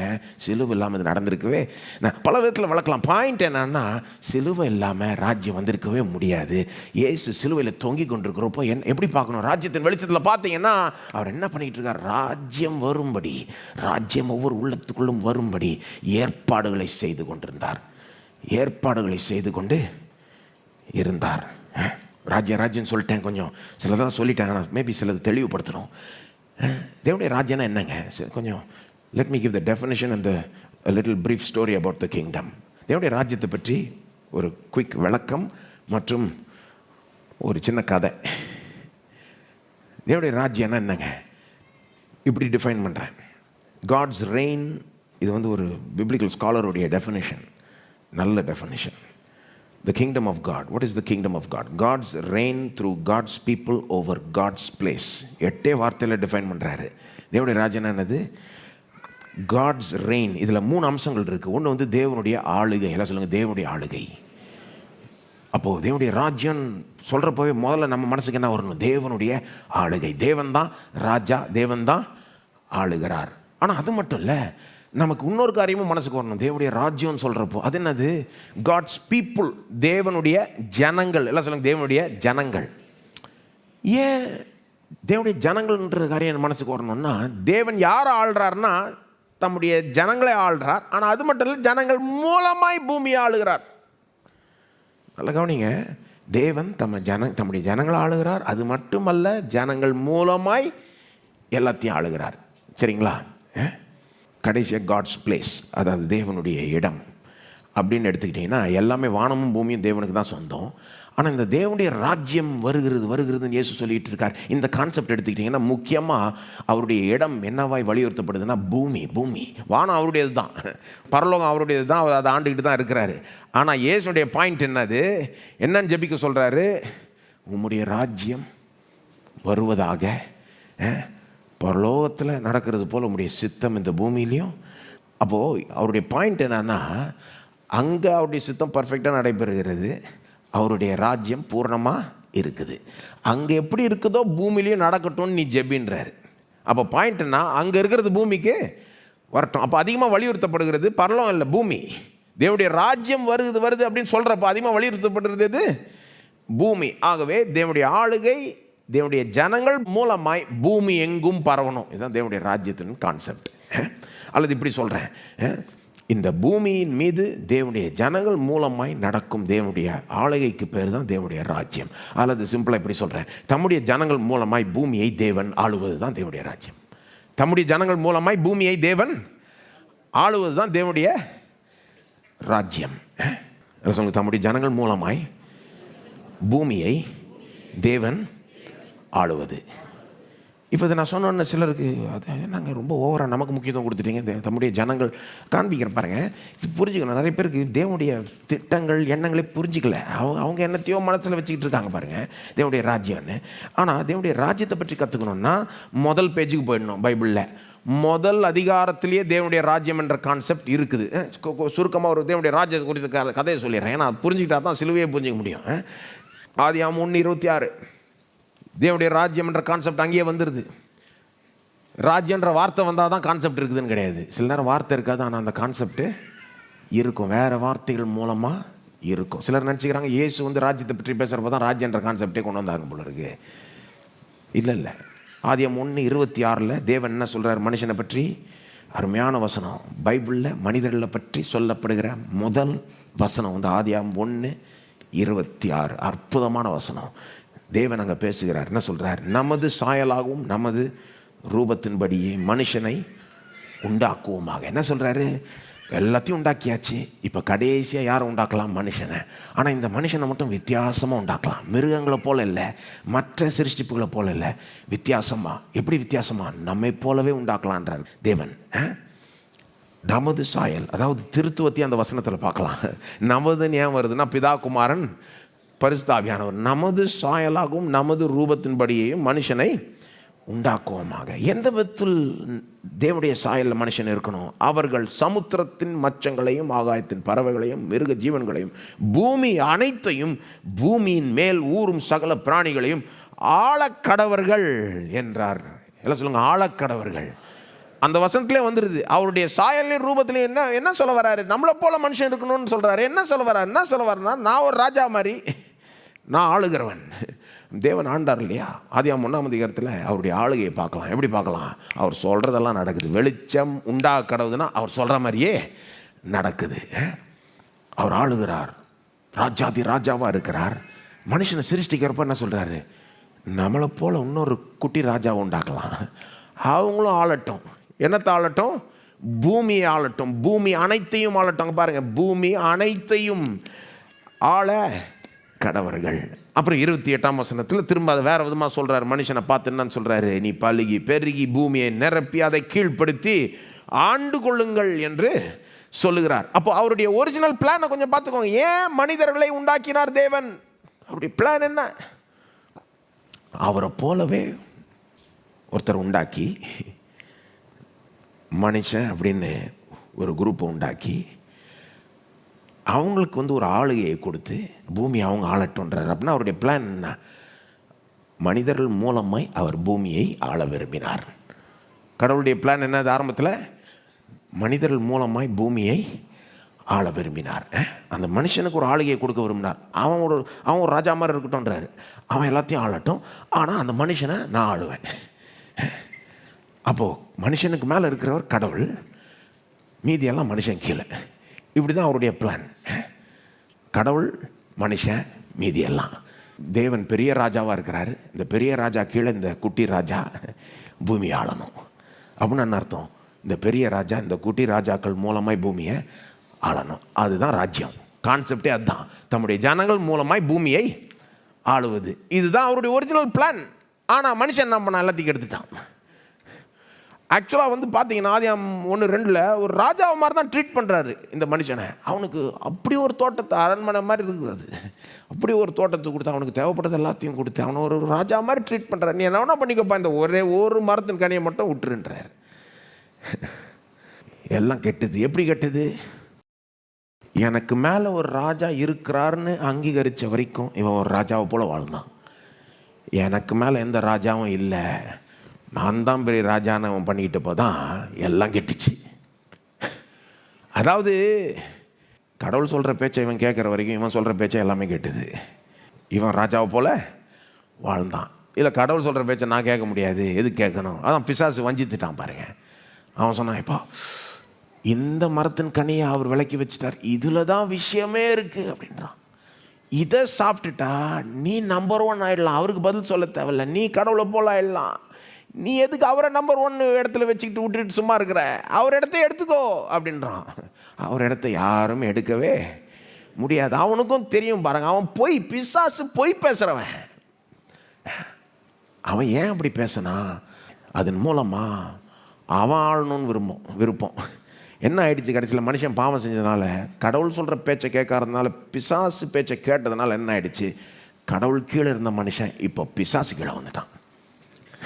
யார் பேச்சை கேட்குறோமோ நாம் அவங்களுக்கு அடிமைங்க. யார் பேச்சை கேட்குறோமோ அவங்களுக்கு அடிமை. அவங்க தான் நமக்கு எஜமான். வாழ்க்கையில் 2 ஆப்ஷன் தாங்க. ஒன்று கடவுள் எஜமானாக இருக்கலாம், அல்லது பிசாசு எஜமானாக இருக்கலாம். எது ஆப்ஷன் உங்களுக்கு வேணும்னு நீங்கள் தேர்ந்தெடுத்துக்கோங்க. இன்றைக்கும் இந்த ஆப்ஷன் எல்லாருக்கும். இன்றைக்கி பிசாசு நிறைய பேரை வஞ்சித்துட்டு இருக்கான். என்ன பண்ணுறான்? வாலிபுரில் பார்த்து சொல்கிறான், கடவுள் சொல்கிற இந்த ரூல்லாம் ஃபாலோ பண்ணால் உன் ஃப்ரீடம்லாம் போயிடும், நீ என்ஜாய் பண்ணுன்னு. கடைசியில் அடிமையாகி விட்ருவான். பொய் பேசுகிறான், அவன் வஞ்சிக்கிறான். கடவுள் கொடுக்குற ரூல் எதுக்கு தெரியுமா கொடுக்குறாரு? உங்களுக்கு மேக்சிமம் ஃப்ரீடம் இருக்கும்படி தான் ரூலே கொடுக்குறாரு. ஏப்பா இப்படி இது வேண்டாம்மா, உனக்கு நல்லது இல்லைன்னா ஏன் அப்படி சொல்கிறாருன்னா, அவர் சொல்கிறபடி கேட்டிங்கன்னா தான் உங்களுக்கு மேக்ஸிமம் ஃப்ரீடம் இருக்கும். கடவுள் ஒரு நல்ல எஜமான், பிசாசு கொடூரமான எஜமான். கொஞ்சம் கூட ஒரு விறக்கம் இல்லை அவன்கிட்ட. போட்டு ஒருத்தரை நாசம் பண்ணி சும்மா விட்டா அப்படியே போயிட்டு இருந்ததுன்னா ஒருத்தரை சாகடிக்காமல் விட மாட்டான் அவன், பாருங்கள். அதனால தான் நிறைய பேருக்கு இந்த தற்கொலை எண்ணங்கள்லாம் வரும். பிசாசு கொண்டு வருகிறேன் நான், அதெல்லாம் எதிர்க்கணும். வந்தாலே அதை எதிர்க்கணும். அந்த அளவுக்கு நம்பிக்கையை விட தேவையே கிடையாதுங்க. எவ்வளோ பெரிய பிரச்சனையாக இருந்தாலும் கடவுள் இருக்கிறாருங்க, அவர் நல்லவருங்க, உங்களுக்கு உதவி செய்வார். அந்த பிசாசின் எண்ணத்தெல்லாம், அந்த தற்கொலைன்ற அந்த ஒரு எண்ணத்தை எதிர்க்க வேண்டும். ஒன்றும் இல்லை, கடவுளை நீங்கள் நம்பினீங்கன்னா வாழ்க்கையே மாறிடலாம் பாருங்கள். கடவுள்கிட்ட லேசாக உங்களை ஒப்பு கொடுத்தீங்கன்னா நீங்களே பார்ப்பீங்க மாற்றங்கள். அதாவது எப்போவுமே நமக்கு அந்த சாய்ஸ் இருக்குது பாருங்கள். ஆனால் மனுஷன் எல்லாத்தையும் கெடுத்துக்கிட்டான். ஏன்? கடவுள் எனக்கு மேலே ஒரு ராஜா இருக்கிறார், அவரை நான் ஆளட்டும்னு அவன் இருக்கிற வரைக்கும் அவன் ராஜாவை போல் வாழ்ந்தான். எனக்கு மேலே நான் யாரையும் மதிக்க தேவையில்ல, நான் இஷ்டப்படி செஞ்சுப்பேன், கடவுள் எனக்கு மேலே ராஜா அப்படின்றத அங்கீகரிக்காமல் போன பிறகு என்ன நடந்தது? தான் ஒரு அடிமையை போல் ஆயிட்டான். ஒரு ராஜாவை போல் உண்டாக்கப்பட்ட மனுஷன் அடிமையை போல் ஆயிட்டான். பாவத்துக்கு அடிமை, பிசாசுக்கு அடிமை, சூழ்நிலைகளுக்கு அடிமை, எல்லாத்துக்கும் அடிமை. இன்றைக்கி உலகத்தின் நிலையை அப்படி தான் இருக்குது. சுதந்திரத்தை கொண்டாடுறோம், கடைசியில் பாவத்துக்கு அடிமையாக இருக்கிறாங்க ஜனங்கள், பிசாசுக்கு அடிமையாக இருக்கிறாங்க, சூழ்நிலைகளுக்கு அடிமையாக இருக்கிறாங்க. உண்மையான ஃப்ரீடத்தை வச்சா வாழ்கிறாங்க? கிடையாது. இயேசு எதற்காக வந்தார்? ராஜ்யத்தினுடைய கதையை சொல்லிக்கிட்டு இருக்கேன். தேவனுடைய ஒரிஜினல் பிளான் வந்து குட்டி ராஜாக்களை உண்டாக்கி பூமியை அவங்க மூலமாக ஆளணும்னு. மனுஷன் எல்லாத்தையும் பாவம் செஞ்சு கெடுத்துக்கிட்டான், அடிமையாயிட்டான். இப்போ இயேசு எதற்காக வந்தார் பாருங்கள். ராஜ்யத்தின் வெளிச்சத்தில் இயேசுவையும் சிலுவையும் புரிஞ்சுக்கிட்டீங்கன்னா இன்னும் நல்லா புரிஞ்சுப்பீங்க. ராஜ்யத்தின் வெளிச்சத்தில் சிலுவையை பார்க்கலன்னா எப்படி யோசிப்பீங்க? ஏன் இயேசு ஏன் வந்தார், சிலுவையில் ஏன் மரிச்சார்னு கேள்வி எழுப்பணும்னா என்ன சொல்லுவோம்? நம்ம முக்காவாசி கிறிஸ்தவர்கள் என்ன சொல்லுவாங்க? நம்ம பாவத்தை மன்னிக்கும்படி வந்தார், சிலுவையில் ஏன் மரிச்சார், அப்போ தான் நம்முடைய பாவங்கள் மன்னிக்கப்பட முடியும், அப்போ தான் நம்ம ரட்சிப்பை பெற முடியும், அப்போ தான் நம்ம பரலோகம் போட முடியும். அப்போ வெறும் சிலுவையை பார்த்தீங்கன்னா சிலுவையை முழுசாக புரிஞ்சுக்க முடியாது. ராஜ்யத்தின் வெளிச்சத்தில் பார்த்தீங்கன்னா சிலுவையினுடைய முழு நோக்கத்தை நீங்கள் புரிஞ்சுக்கலாம். இயேசு ஏங்க வந்தார், சிலுவையில் ஏன் பாடுபட்டு மரித்தார்?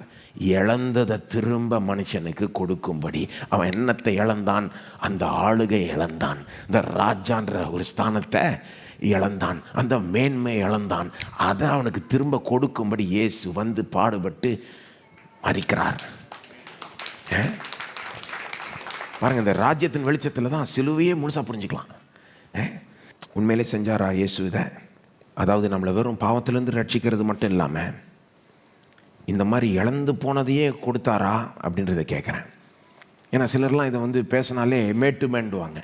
இப்படி சொல்கிறேன், இயேசு எதற்காக வந்தார், கல்வாரி சிலுவையில் ஏன் பாடுபட்டு மரிச்சார்னா வெறும் நம்மளை பாவத்திலேருந்து ரட்சித்து பரலோகம் கொண்டு போகும்படி மட்டுமல்ல, நம்மளை திரும்ப ஒரு ராஜாவை போல் ஆக்கும்படி.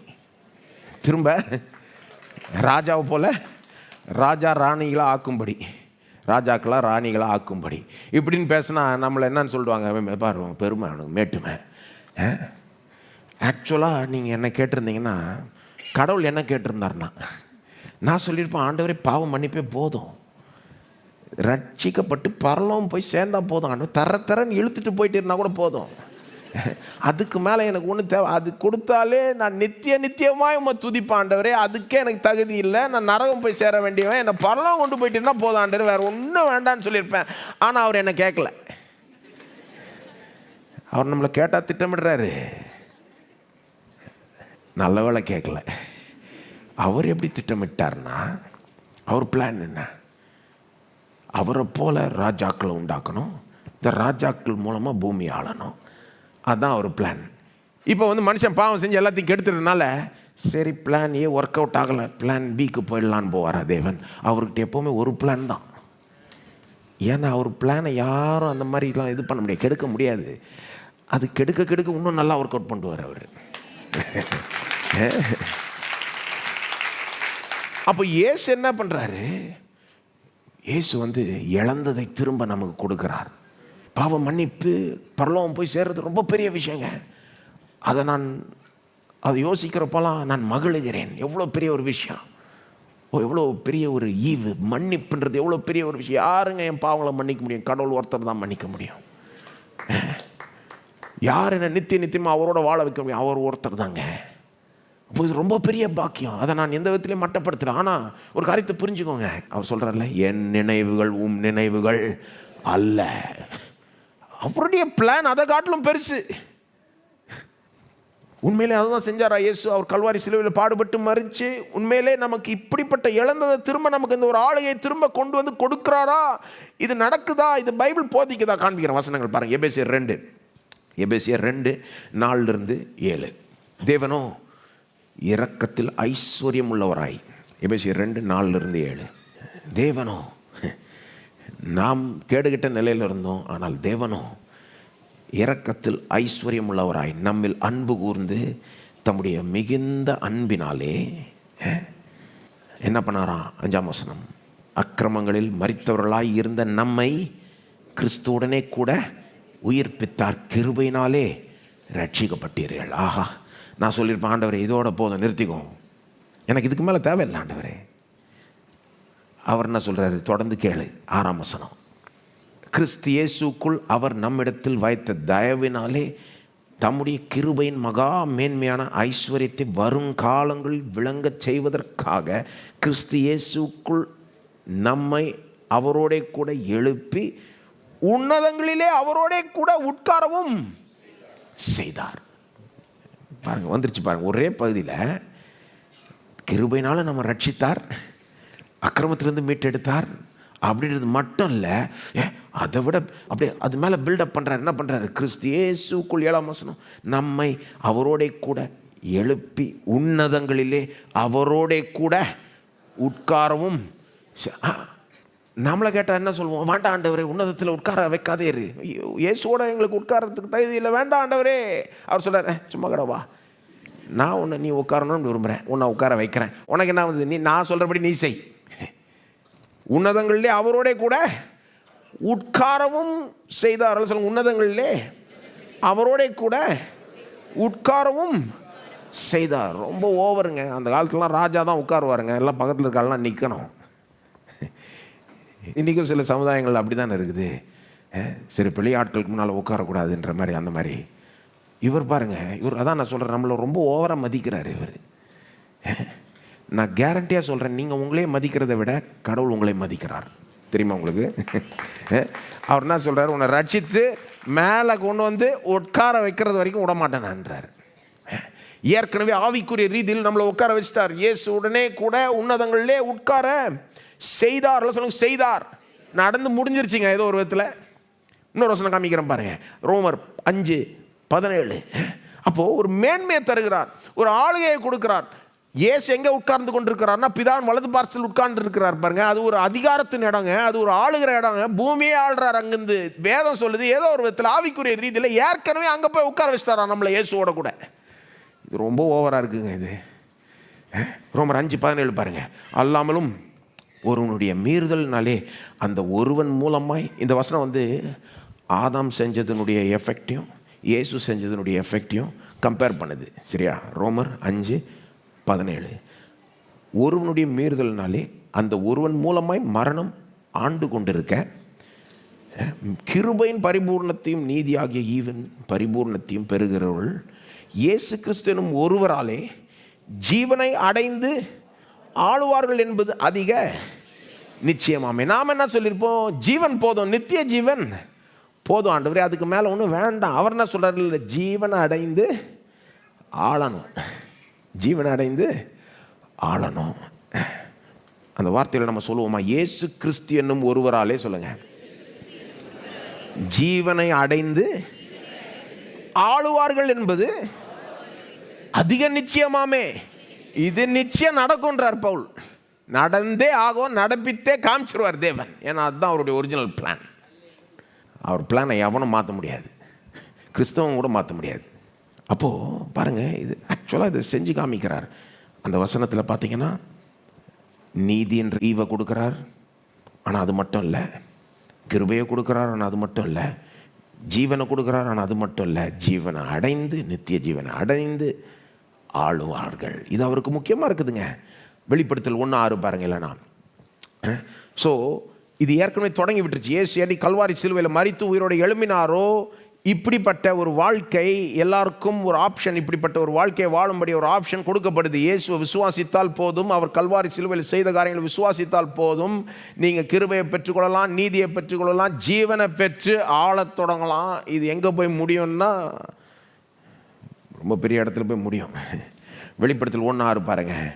நம்மிடத்தில் அன்பு கூர்ந்து தமது இரத்தத்தினாலே நம்முடைய பாவங்களற நம்மை கழுவி தம்முடைய பிதாவாகிய தேவனுக்கு முன்பாக நம்மை ராஜாக்களும் ஆசாரியர்களும் ஆக்கின அவருக்கு மகிமையும் வல்லமையும் என்றென்றைக்கும் உண்டாயிருப்பதாக. ஆமேன். பாருங்க, எல்லாமே ஒரே வசனத்தில் வருது பாருங்க.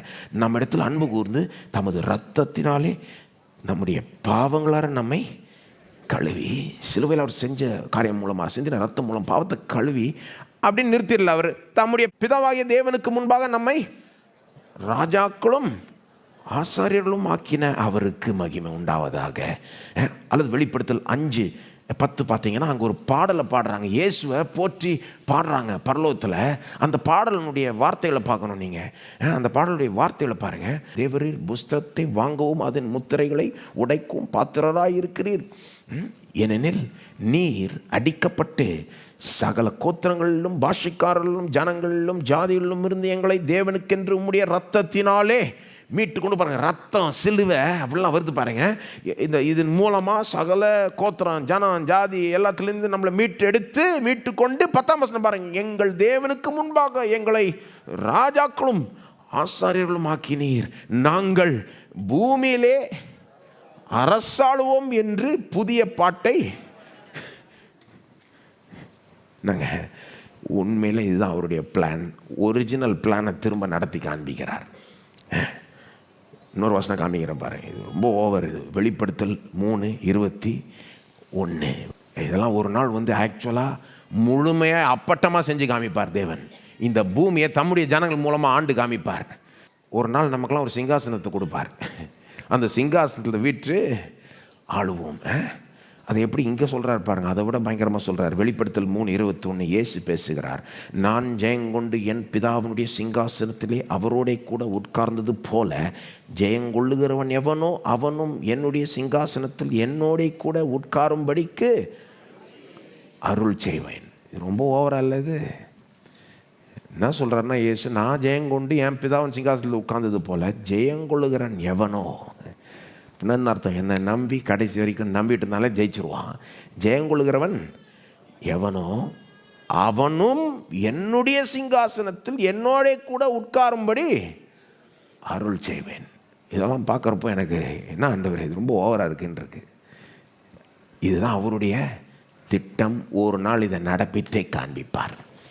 அப்பட்டமாக இந்த உலகம் பார்க்குற அளவுக்கு தம்முடைய ஜனங்கள் பூமியை அரசாளுவார்கள். கடவுள் கீழாக பூமியை அரசாளுவோம். இப்படிதான் நடக்க போதுங்க. இப்போ இதனுடைய முன்ருசியை இப்போவே நீங்கள் அனுபவிக்கலாம். இப்போவே நீங்கள் ஜீவன் அடைந்து ஆளலாம். எப்பவுமே பாருங்கள், இயேசு நமக்காக கல்வாரி சிலுவையின் மூலமாய் சம்பாதித்த காரியங்கள் இப்போவே அதனுடைய முன்ருசியை அனுபவிக்கலாம்.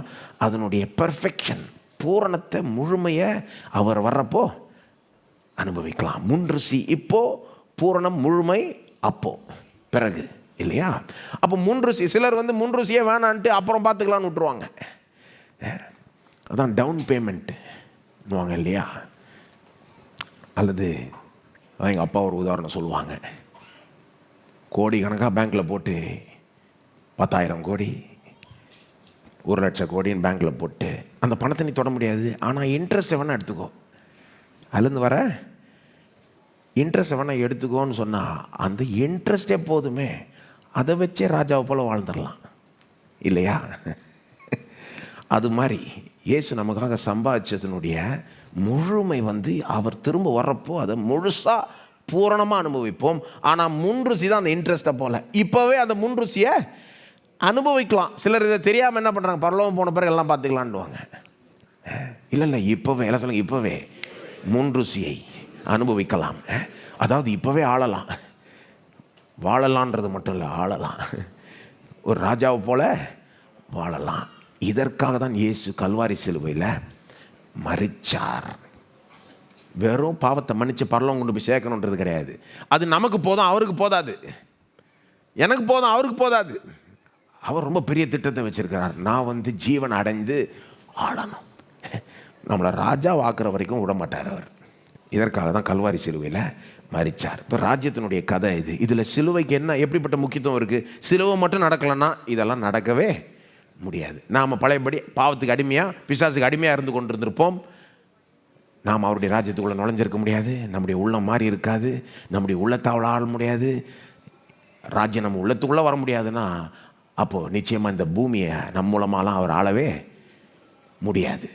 இப்போ இதுதான் தேவனுடைய பிளான் பாருங்கள். இதில் சிலுவைக்கு ரொம்ப சென்ட்ரல் ரோல் இருக்குது. It is the centre in the plan. இது இல்லாமல் இந்த பக்கம் போக முடியாது. விழுந்து போன மனுஷன் திரும்ப இழந்து போன அந்த மேன்மையும் அந்த ராஜ்யத்தையும் பெறணும்னா இந்த சிலுவை தான் அதை கதையை திருப்பி விடுது இல்லையா? அப்போ சிலுவையில் என்ன நடக்குது?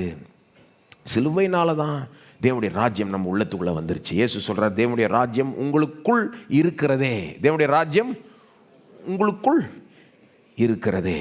அப்போது ராஜ்யம் முதல்ல உள்ளத்துக்குள்ளே வருது, உள்ளத்திலிருந்து உலகத்துக்கு பரவுது. முதல்ல உள்ளத்துக்கு வருது, அப்புறம் நம்ம வாழ்க்கையில் அதனுடைய முன் ருசியை நம்ம அனுபவிக்கிறோம். அப்புறம் நம்ம மூலமாக இந்த பூமியில் அந்த ராஜ்யம் பரவுது. ஒரு நாள் முழுக்க முழுக்க இந்த பூமியை அது டேக் ஓவர் பண்ணிடும். தேவன் நம் மூலமாக பூமியை அரசாளுவார். சிலுவை இதில் சென்ட்ரல். சரியா? சிலுவையில் தான் அவர் சிலுவையில் தொங்கிட்டு இருக்கிறப்போ தான் இந்த ராஜ்யத்தை உருவாக்கி கொண்டிருந்தார், தொடங்கி கொண்டிருந்தார், இந்த ராஜ்யத்தை நிலைநிறுத்தி கொண்டிருந்தார். சிலுவையில் அவர் தொங்கி கொண்டிருக்கிறப்போ தான் இந்த ராஜ்யம் வரும்படி எல்லா ஏற்பாடுகளையும் பெரிய விதத்தில் அவர் செய்து கொண்டிருந்தார். உயிர்த்தெழுதலில் இதை அறிமுகப்படுத்தினார் உலகத்துக்கு. சிலுவையில் ராஜ்யத்தை எஸ்டாப்ளிஷ் பண்ணார். உயிர்த்தெழுதலில் ராஜ்யத்தை இனாகரேட் பண்ணார். சிலுவையில் தான் ராஜ்யத்தை கொண்டு வந்துக்கிட்டு இருக்கிறாரு. உயிர்த்தெழுதலில் இதை அறிமுகப்படுத்துகிறார். இனாகரேஷன் நடக்குது உயிர்த்தெழுதலில். சிலுவையில் தோத்தார், மரணத்தில் தோத்தார், உயிர்த்தெழுறப்போ ஜெயித்தாருன்னு நினைக்கிறது தப்பு. போன வாரம் சொன்னேன், திரும்ப சொல்கிறேன். சிலுவையில் அவர் தோத்துட்டாருங்க, 3ஆவது நாளில் அவர் ஜெயித்துட்டார். தப்புங்க, அது தப்பு. அவர் சிலுவையில் தொங்கிட்டு இருக்கிறப்போ, செத்துக்கிட்டு இருக்கிறப்போ ஆக்சுவலாக ஜெயித்துக்கிட்டு இருந்தார். அது யாருக்கும் தெரியல. எப்போ தெரிய வந்ததுன்னா உயிரோடு எழும்பினப்போ அவருடைய மரணத்தின் ஜெயம் வெளிப்பட்டது. அப்படி தான் புரிஞ்சுக்கணும். செத்துக்கிட்டு இருக்கப்போவே ஜெயித்துக்கிட்டு இருந்தார். அது எந்த மனசுங்க எட்டலை. ஆனால் உயிர்த்தெழுதல் அந்த உண்மையை உலகத்துக்கு வெளிப்படுத்த தொடங்கினது. அப்போது இப்படி புரிஞ்சுக்கிட்டிங்கன்னா மார்க் எழுந்த சுவிசேஷத்தையே புரிஞ்சுக்கலாம் பாருங்கள். ராஜ்யான்னு பேசினவர், ஃபஸ்ட்டில் இருந்து ராஜ்யான்னு போதிச்சவர், ராஜ்யான்னு அற்புதம் செஞ்சவர், பிசாசை விரட்டினவர், ஜனங்களுடைய தேவைகளை சந்தித்தவர். இப்போ சம்மந்தம் இல்லாத ஒரு சிலுவைக்கு போகலைங்க. ராஜ்யத்தை பெரிய விதத்தில் கொண்டு வரும்படி தான் சிலுவைக்கு போனார். சொல்ல போனால் the cross is the crowning achievement of Christ kingdom mission. கிறிஸ்துவனுடைய ராஜ்ய ஊழிய பணியினுடைய மிகப்பெரிய சாதனை என்னது? சிலுவை. ராஜ்ய ஊழியத்தை தாங்க செஞ்சுட்டு இருந்தாரு. ராஜ்ய ஊழியத்தை பாஸ் பண்ணிடல, ஹோல்ட் பண்ணிடல. முதல்ல 8 அதிகாரத்துக்கு ராஜ்யன்ட்டு சரி இதை பாஸ் பண்ணிடுவோம், இப்போ ஒரு சிலுவைக்கு போவோம். கிடையாது. சிலுவையும் ராஜ்யத்தின் ஊழியம் தான். ராஜ்யத்தை கொண்டு வர்றதுக்கு தான் அங்கே போனார். அந்த ராஜ்யத்தின் ஊழிய பணியினுடைய உச்சகட்ட வேலை தான் சிலுவை. அவர் ஜனங்களுக்கு சோறு போட்டதை காட்டலாம், அவர் ஜனங்களுக்கு சுகத்தை கொடுத்ததை காட்டலாம், அவர் ஜனங்களுக்கு விடுதலை கொடுத்ததை காட்டலாம், பிரசங்கமானதை காட்டலாம், போச்சதை காட்டலாம். சிலுவையில் அவர் தொங்கிக்கிட்டு இருக்கிறப்ப தான் ராஜ்ய வேலையை உச்சகட்டமாக பார்த்தார் அவர். இப்படி இதை கரெக்டாக புரிஞ்சுக்கிட்டீங்கன்னா இயேசுவே ஒட்டுமொத்தமாக புரிஞ்சுக்கலாம் நீங்கள். அவருடைய பூமியில் அவர் செஞ்ச ஊழியம், அவர் போதனை, அவருடைய பிரசங்கம், அவருடைய அற்புதம், பிசாசை விரட்டுறது, ஜனனுடைய தேவையை சந்திக்கிறது, எல்லாம் ராஜ்யத்தை பற்றி. சிலுவைக்கு போனதும் ராஜ்யத்தை பற்றி. சிலுவைக்கு போனதும் ராஜ்யத்தை பற்றி. அப்போது பாருங்கள், ராஜ்யத்தின் வெளிச்சத்தில் சிலுவையை பார்த்தா எவ்வளோ புரிஞ்சிக்க முடியுது பாருங்கள். இதே இது நீங்கள் சிலுவையை வெறும் சிலுவையாக பார்த்தீங்கன்னா, ராஜ்யத்தின் வெளிச்சம் இல்லாமல் பார்த்தீங்கன்னா இவ்வளோ புரிஞ்சிக்கவே முடியாது. ராஜ்யத்தை ஒரு பேக்ரவுண்டாக வச்சுக்கிட்டு அதில் சிலுவையை பார்த்தீங்கன்னா சிலுவையே வேறு லெவலில் புரிஞ்சுப்பீங்க. சிலுவையினுடைய முழு அர்த்தமே, சிலுவையுடைய முழு நோக்கமே அப்போ தான் வெளிப்படும் உங்களுக்கு. அப்போ தான் உங்களுக்கு புரிய வரும். ரொம்ப முக்கியம். ராஜ்யத்தையும் இந்த சிலுவையும் கனெக்ட் பண்ணுறது ரொம்ப முக்கியம். சிலுவையை கரெக்டாக புரிஞ்சுக்கணுன்னா ராஜ்யத்தின் வெளிச்சத்தில் தான் புரிஞ்சுக்க முடியும். ஏன் சிலுவையில் பாடுபட்டு மரித்தார்? ராஜ்யத்தை கொண்டு வரும்படி. சிலுவை மூலமாக தான் ராஜ்யம். சிலுவை மூலமாக தான் ராஜ்யம். இது என்ன காண்பிக்குது? ராஜ்யத்தின் வெளிச்சத்தில் நம்ம சிலுவையை பார்க்கும்போது என்ன காண்பிக்குது? வெறும் நாம் நான் சிலுவையை நம்புகிறேங்க, இயேசுவை நம்புகிறேன், என் பாவம் மன்னிக்கப்பட்டுருச்சு, கர்த்தருக்கு ஸ்தோத்திரம், நான் பரலோகம் போகிறேன் அப்படின்னு நம்ம சொன்னால் பத்தாது. அப்படின்னு நம்ம சொன்னால் பத்தாது. வெறும் அதில் தேவன் பிரியப்படுவதில்லை. தப்பாக புரிஞ்சுக்காதீங்க. ஒருத்தர் மனம் திரும்பி ரட்சிக்கப்பட்டாலே பரலோகமே கொண்டாடுதுன்னு வேதம் சொல்லுது. ஆனால் அதுக்கப்புறம் பரலோகம் என்ன இது எதிர்பார்க்குது? ஒருத்தர் ரட்சிக்கப்படுறப்போ நான் நினைக்கிறேன் பரலோகத்தில் பெரிய பார்ட்டியே நடக்குது. ஒருத்தர் மனம் திரும்பி இயேசு அண்டை அவங்க வாழ்க்கையை கொடுக்குறப்போ பெரிய பார்ட்டி நடக்குது. எல்லாம் சந்தோஷமாக கொண்டாடுறாங்க. கொண்டாடிட்ட பிறகு சரி நீ அப்படியே பரலோகம் சேர்ந்தா போதுன்றாங்களா? பரலோகத்தில் காத்துக்கிட்டு இருக்காங்க. சரி இப்போ ராஜாவை போல மாறு, ராஜாவை போல வாழு, அந்த ஒரு வாழ்க்கைக்கு என்ன அப்போ அப்படின்றதற்கு பரலோகமே காத்து கொண்டிருக்கு. தெரியுமா உங்களுக்கு? வெறும் நம்ம ரட்சிக்கப்பட்டு பாவம் மன்னிக்கப்பட்டு பரலோகம் சேர்ந்தா அது கர்த்தருக்கு முழு பிரியம் இல்லைன்னு நான் சொல்ல விரும்புகிறேன். நான் சொன்னது போல் எனக்கு பிரியங்க, எனக்கு பிரியம். ஆனால் அவர் என்ன சொல்லிட்டார்? என் நினைவுகள் உன் நினைவுகள் எனக்கு போதாதுன்றார். அவருக்கு போதாதான். அவர் என்ன விரும்புகிறாரு? நாம் ராஜாவை போல் வாழணும். அதுதான் ஒரு ஒரிஜினல் பிளான். ராஜாவை போல் இருந்த மனுஷன் அடிமையை போல் ஆயிட்டான். இப்போ அந்த அடிமையத்தை கொண்டு திரும்ப மீட்டு எடுத்து ஒரு ராஜாவை போல் மாற்றணும். அதற்கு தான் இதெல்லாமே. பாவத்தை மன்னிக்கிறது, அவனை தேவனண்டை கொண்டு வர்றது, தேவனண்டை ஒப்புரவாக்குறது, அவனுக்கு திரும்ப அந்த இழந்து போன அந்த ஸ்தானத்தை கொண்டு வந்து அவனை உயர்த்தி வச்சு அவனை திரும்ப ஆள வைக்கணும். இதுதான் தேவனுடைய நோக்கம். இதில் 2 காரியங்கள் இருக்குது. ஒன்று வந்து தேவன் நம்முடைய இருதயத்தை ஆளணும். தேவன் வந்து நம்முடைய இருதயத்தை ஆளணும். அப்போ தான் நம்ம மீதி எல்லாத்தையும் ஆளலாம். எப்படிங்க? தேவன் நம்மளை ஆண்டாதான் நாம் எல்லாத்தையும் ஆள முடியும். ரொம்ப சிம்பிளுங்க. வாழ்க்கையின் ரகசியத்தை சொல்லிடுறேன். எந்த அளவுக்கு அவர் உங்களை ஆள்றாரோ அந்த அளவுக்கு நீங்கள் எல்லாத்தையும் ஆளலாம். எந்த அளவுக்கு அவர் உங்களை ஆள்றாரோ அந்த அளவுக்கு நீங்கள் எல்லாத்தையும் ஆளலாம். அல்லது இப்படி சொல்கிறேன், அவர் பேச்சை எந்த அளவுக்கு கேட்குறனோ எல்லாமே என் பேச்சை கேட்கும்.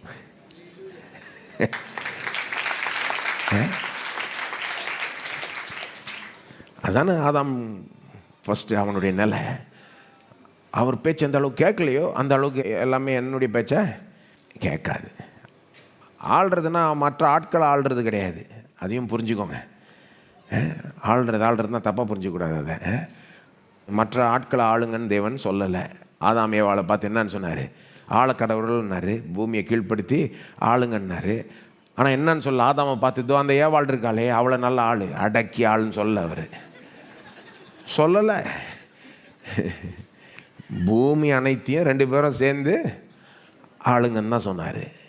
அதெல்லாம் பாவத்தின் விளைவு. பாவம் வந்த பிறகு தான் ஒருத்தர் ஆள்றது, அடக்க பார்க்கறது, கட்டாயப்படுத்த பார்க்கறது, இதெல்லாமே அதுக்கப்புறம் தான் வந்த காரியங்கள். அப்போது தேவனுடைய நோக்கம் என்ன? அவர் நம்மை ஆள விரும்புகிறார். அப்போ தான் நாம் எல்லாத்தையுமே ஆள முடியும். எல்லாத்தையும் ஆள்றதுன்னா என்ன? பல அர்த்தங்கள் இருக்குது அதில். பாவத்தை ஆள்றது, பிசாசு ஆள்றது, சூழ்நிலைகள் ஆள்றது. அதுதான் ராஜாவை போல் இருக்கிறது. ராஜாவை போல் ஆக்குற வரைக்கும் நம்மளை சும்மா விட மாட்டார் அவர். இன்றைக்கி இல்லைனாலும் என்றைக்காவது ஆகிடும் அது. ஆனால் இன்றைக்கே ஆச்சா ஆனால் நமக்கு நல்லது தானே. ஆகவே அவருக்கு கொஞ்சம் இடம் கொடுத்தீங்கன்னா உங்களை ராஜாவை போல் ஆக்கிடுவார். என்னங்க, உங்களை ராஜாவை ஆக்குற வரைக்கும் அவர் சும்மா விட மாட்டார். ராஜாவை போல் உங்களை வாழ வைக்கிறேன் அவர் சும்மா. அவருடைய நோக்கம் இது. இப்போ நான் இப்படி சொன்ன உடனே அதையும் தப்பாக புரிஞ்சுக்கிறதுக்கு வாய்ப்பு உண்டு. உங்களை ராஜாவை போல் வாழ விரும்புகிறாரு, நீங்கள் ராஜாவை போல் வாழணும், அது வரைக்கும் உங்களை சும்மா விட மாட்டேன் இப்படிலாம் சொல்கிறப்போ நமக்கு மனசில் என்ன தோணுது? சில நேரம் உலக பிரகாரமாக அந்த ராஜான்ற மாதிரி இதை யோசித்து விடுவோம் நம்ம. நீங்கள் ஆள்ற வரைக்கும் உங்களை சும்மா விட மாட்டார், நீங்கள் ராஜாவை போல் இருக்கிற வரைக்கும் அவருக்கு முழு திருப்தி இல்லை, உங்களை ராஜாவை போல் ஆக்கணும்னு விரும்புகிறான்னு சொல்கிறப்போ தயவுசெய்து உலக பிரகாரமாக யோசிக்க வேண்டாம். உலக பிரகாரமாக ஆனால் உலக பிரகாரமாக தான் யோசிக்க தோணும். ஏன்னா நம்ம உலகத்தில் தானே வாழ்ந்துக்கிட்டு இருக்கிறோம். ஆனால் அதனால தான் பாருங்கள், இந்த ராஜ்யம், ஆளுகை இதெல்லாம் வரும்போது சிலுவையின் வெளிச்சத்தில் யோசித்து பார்க்கணும். எப்படி? சிலுவையின் வெளிச்சத்தில் யோசித்து பார்த்தீங்கன்னா உலக பிரகாரமாக யோசிக்க மாட்டீங்க, கரெக்டாக யோசிப்பீங்க. இப்போ இவ்வளோ நேரம் என்ன செஞ்சுக்கிட்டு இருந்தோம்? சிலுவையை ராஜ்யத்தின் வெளிச்சத்தில் யோசித்து பார்த்துட்டு இருந்தோம். கரெக்டாக சிலுவையை ராஜ்யத்தின் அந்த பெரிய பேக்ரவுண்டை வச்சு யோசித்துக்கிட்டு இருந்தோம். இப்போ என்ன பண்ண போகிறோம்? கொஞ்ச நேரம் அப்படியே கொஞ்சம் தலைகளை திருப்புங்க. ராஜ்யத்தை ராஜா, ராஜ்யம், ஆளுகை, இதெல்லாம் சிலுவையின் வெளிச்சத்தில் கொஞ்சம் யோசித்து பார்த்தீங்கன்னா தெளிவாயிடும். ராஜாவை போல நாம் வாழணும்னு தேவன் விரும்புகிறாருன்னு என்னங்க அர்த்தம்? என்ன அர்த்தம்னு நான் கேட்குறேன். உலகத்தை பார்த்தீங்கன்னா ராஜானா என்னன்னு தெரியுது. அங்கே இன்றைக்கி வந்து நிறைய ராஜாக்கள்னு லிட்ரலாக இல்லை. அது அந்த காலம்லாம் போயிடுச்சு. இன்றைக்கி ஜனநாயகம் வந்துருச்சு. அதனால் பழைய காலம், அந்த பழங்காலம் மாதிரி ராஜா அப்படிலாம் இல்லை. ஆனால் இன்றைக்கும் ராஜாக்கள் நம்ம மனசுக்கு என்ன வருது? பெரிய பெரிய ஆட்கள். பெரிய பெரிய ஆட்கள்னால் நம்ம மனசுக்கு என்ன வருது? உலக பிராரமாக யோசித்தா பெரிய பெரிய ஆட்கள்னால் அவங்கள்ட்ட பவர், பணம், பேர், புகழ், இன்ஃப்ளூயன்ஸு இதெல்லாம் இருக்கிறவங்க தான் பெரிய பெரிய ஆட்கள். வெறும் அப்படி யோசித்தோன்னா உலக பிரகாரமான எண்ணம் ஆகிடும். அல்லது ராஜாவை போல் நீங்கள் வாழணும்னு தேவன் விரும்புகிறார் அப்படின்னு நான் சொன்னேன்னா ஒருவேளை உங்களுக்கு நீங்கள் எப்படி யோசிக்கலாம்? ராஜானா பெரிய ஆட்கள்னா என்னது? சொன்ன பேச்சை கேட்டால் மற்றவெல்லாம் நடுங்கணும், அதான் ராஜா இல்லையா? பயந்து பயந்து நடந்துக்கணும், மரியாதையாக செய்யணும். ஏன்னா உலகத்தில் அதுதான் பெரிய ஆள். பெரிய ஆளுனுடைய அடையாளம்னா சொன்ன பேச்சை கேட்டால் எல்லாம் மரியாதையாக செய்கிறாங்க. அடக்கி ஆள்ற ஆள் அவங்க தான் பெரிய ஆளுகளாக தோணுகிறார்கள் உலகத்தில். அதெல்லாம் உலக பிரகாரமான எண்ணம். ராஜாவை போல வாழ்கிறதுனா என்னங்க? சிலுவை வச்சு யோசிங்க. ஆளுகை செஞ்சு வாழ்கிறதுனா என்னங்க? சிலுவை வச்சு யோசிங்க. இந்த ஆளுகை, ராஜா, ராஜ்யம் இதெல்லாம் சிலுவையின் வெளிச்சத்தில் யோசிக்கிறப்போ கம்ப்ளீட்டாக வேறு மாதிரி எண்ணங்கள் வரும் பாருங்கள். அதை கொஞ்சம் யோசித்து பார்ப்போம். ராஜ்யன்ற இந்த காரியத்தை சிலுவையின் வெளிச்சத்தில் யோசித்து பார்க்குறப்போ என்ன தெரியுது? நம்முடைய ராஜா ரொம்ப வித்தியாசம். நம்முடைய ராஜா அவர் அப்படியே தலைகையில் இருக்கிறாரு. யார்? இயேசு ராஜாவை சொல்கிறேன். பொதுவாக ஒரு ராஜா வந்து தன்னுடைய ராஜ்யத்தை நிலைநிறுத்தணும், ராஜ்யத்தை உருவாக்கணும், ராஜ்யத்தை ஏற்படுத்தணும். என்ன பண்ணுவார்? பக்கத்து ஊர் யாருன்னு பார்த்து அவனை போய் எப்படி ஜெயித்து அவனை கொன்று போட்டு அவனை அவமானப்படுத்தி அவனை ஒன்றும் இல்லாமல் ஆக்கி அவனுடைய டெரிட்டரியை இவனோட சேர்த்துக்கிட்டு அப்படி தான் ராஜ்யத்தை உருவாக்க பார்ப்பார். இப்படி தான் சரித்திரம் முழுவதும் இப்படி தான் நடந்திருக்கு. பெரிய பெரிய ராஜாக்கள், நீங்கள் வந்து அலெக்சாண்டர் த கிரேட் எடுத்துக்கோங்க, அல்லது கெங்கிஸ் கான் எடுத்துக்கோங்க, ரோம பேரரசர்கள் எடுத்துக்கோங்க, நப்போலியன் போனபார்ட்டே எடுத்துக்கோங்க, எல்லாரும் இப்படி தான் தங்களுடைய ராஜ்யத்தை உருவாக்கினார்கள், விரிவாக்கினார்கள். எப்படி? எதிரி யாருன்னு பார்த்து அவனை வந்து போய் ஒன்றுலாம் ஆக்கி அவனை கொன்று போட்டு அவமானப்படுத்தி ஜனங்களை பயமூர்த்தி தங்களுடைய வலு கட்டாயத்தினாலும் தங்களுடைய கட்டுப்பாட்டுக்குள்ள எல்லாத்தையும் கொண்டு வந்து பெரிய ராஜா அதோ பார் அப்படின்றாங்க. இதுதான் உலகத்தில். ஆனால் நம்ம இயேசு ராஜா எப்படி? எதிரி யாருன்னு பார்த்து, யார்? நாம தான். அவங்களுக்காக கல்வாரி சிலுவையில் போய் உயிரையே கொடுத்து பாடுபட்டு அவமானப்பட்டு மரித்த ராஜா. அவனை போய் கொண்டு போடுற எதிரியை போய் கொண்டு போடல, இவர் எதிரியை மன்னிச்சார். எதிரிக்காக போய் பாடுபட்டு அவமானப்பட்டு எதிரி நல்லா இருக்கணும்னு, பாவிகள் நல்லா இருக்கணுன்றதுக்காக பாடுபட்டு அவமானப்பட்டு மறிக்கிறார். இது என்னங்க தலையில் இருக்குங்க? மற்ற ராஜாக்களுக்கும் இயேசுக்கும் இவர் லேசாக அவங்களோட கொஞ்சம் ஹையர் கிடையாது, கம்ப்ளீட்டாக தலைகீழ. இவர் முற்றிலுமாய் வித்தியாசமான ராஜா. இவர் தம்முடைய ராஜ்யத்தை வலுக்கட்டாயத்தினால மற்றவனை எப்படி ஒடுக்கி ஜெயித்து அவனை அடக்கி அப்படி செய்வதனால ராஜ்யத்தை நிலைநிறுத்தவில்லை, மற்றவர்களுக்காக ஜீவனையை கொடுத்து ராஜ்யத்தை நிலைநிறுத்தினார். வலுக்கட்டாயத்தினால் இல்லை, அன்பை காட்டி. அன்பினால். நப்போலியனே அப்படி சொன்னார். நப்போலியனே ஒரு லைன் சொல்கிறாருன்றாங்க, என்னைக்கோ சொன்னார் அப்படின்ற மாதிரி சொல்கிறாங்க பாரு. நப்போலியன்ற ராஜா ரொம்ப காலம் முன்னால் வாழ்ந்தவர். அவர் சொல்கிறாராம், என்னை போல் மற்ற பெரிய பெரிய ராஜாங்கள்லாம் சரித்திரத்தில், அவர் சொல்கிற பேர் வந்து அந்த Alexander the Great, Caesar, Augustus, Charlemagne, நாங்கள்லாம் எப்படி ஆண்டோம்? வலு கட்டாயத்தினால ராஜ்யத்தை விரிவாக்கினோம். இந்த இயேசு மட்டும்தான் அன்பினாலே ராஜ்யத்தை விரிவாக்கிட்டாரு. ஆனால் கடைசியில் இவருடைய ராஜ்யம் தான் எல்லாத்தை விட நிலை நிற்குதுன்றாரு. யார்? நப்போலியன். ரொம்ப வித்தியாசமான ஒரு ராஜா இயேசு இல்லையா? இவர் வந்து எல்லாரும் என்னை சேவியுங்கள் அப்படின்னு சொல்கிற ராஜா இல்லை, நான் எல்லாருக்கும் சேவை செய்கிறேன்னு சொல்லுகிற ராஜா. தன்னுடைய ஈகோ நிமித்தமாக தன்னுடைய பவரை காட்டுகிற ராஜா இல்லை இவர். பொதுவாக ராஜாக்கள் வந்து ஈகோ நிமித்தமாக பவரை காட்டிகிட்டு இருப்பாங்க உலக பிரகாரமாக பார்த்தீங்கன்னா. இயேசு எப்படின்னா அவருடைய அன்பு தான் அவருடைய பவரையே கண்ட்ரோல் பண்ணும், அவருடைய பவரையே கைட் பண்ணும். வெறும் பவரை காட்டுறவங்க ராஜா இல்லைங்க, சில நேரம் பவரை அடக்கிறவங்களும் ராஜா தான்.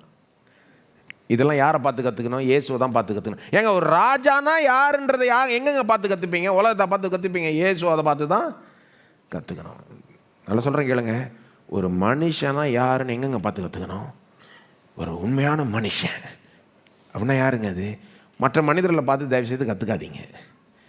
இயேசு தான் வெளிப்படுத்துகிறார் உண்மையான மனுஷனா யார். இயேசு தான் வெளிப்படுத்துகிறார் உண்மையான கடவுள்னா யார். இயேசு தான் வெளிப்படுத்துகிறார் உண்மையான ராஜானா யார். உண்மையான ராஜானா ஜனங்களுக்கு நன்மை உண்டாகும்படி பவரை காண்பிக்கிறது. ஆனால் ஜனங்களுக்கு நன்மை உண்டாகும்படி பவரை அடக்கியும் வைக்கிறது. அவர் அற்புதம்லாம் செய்கிறப்போ பவரை காண்பிச்சார், வெளிப்படுத்தினார். வியாதியில் குணமாக்குறப்போ பவரை காண்பிக்கிறார். மரித்தோர் உயிரை எழுப்புறப்போ பவரை காண்பிக்கிறார். பிசாசுகளை விரட்டுறப்போ பவரை காண்பிக்கிறாரு.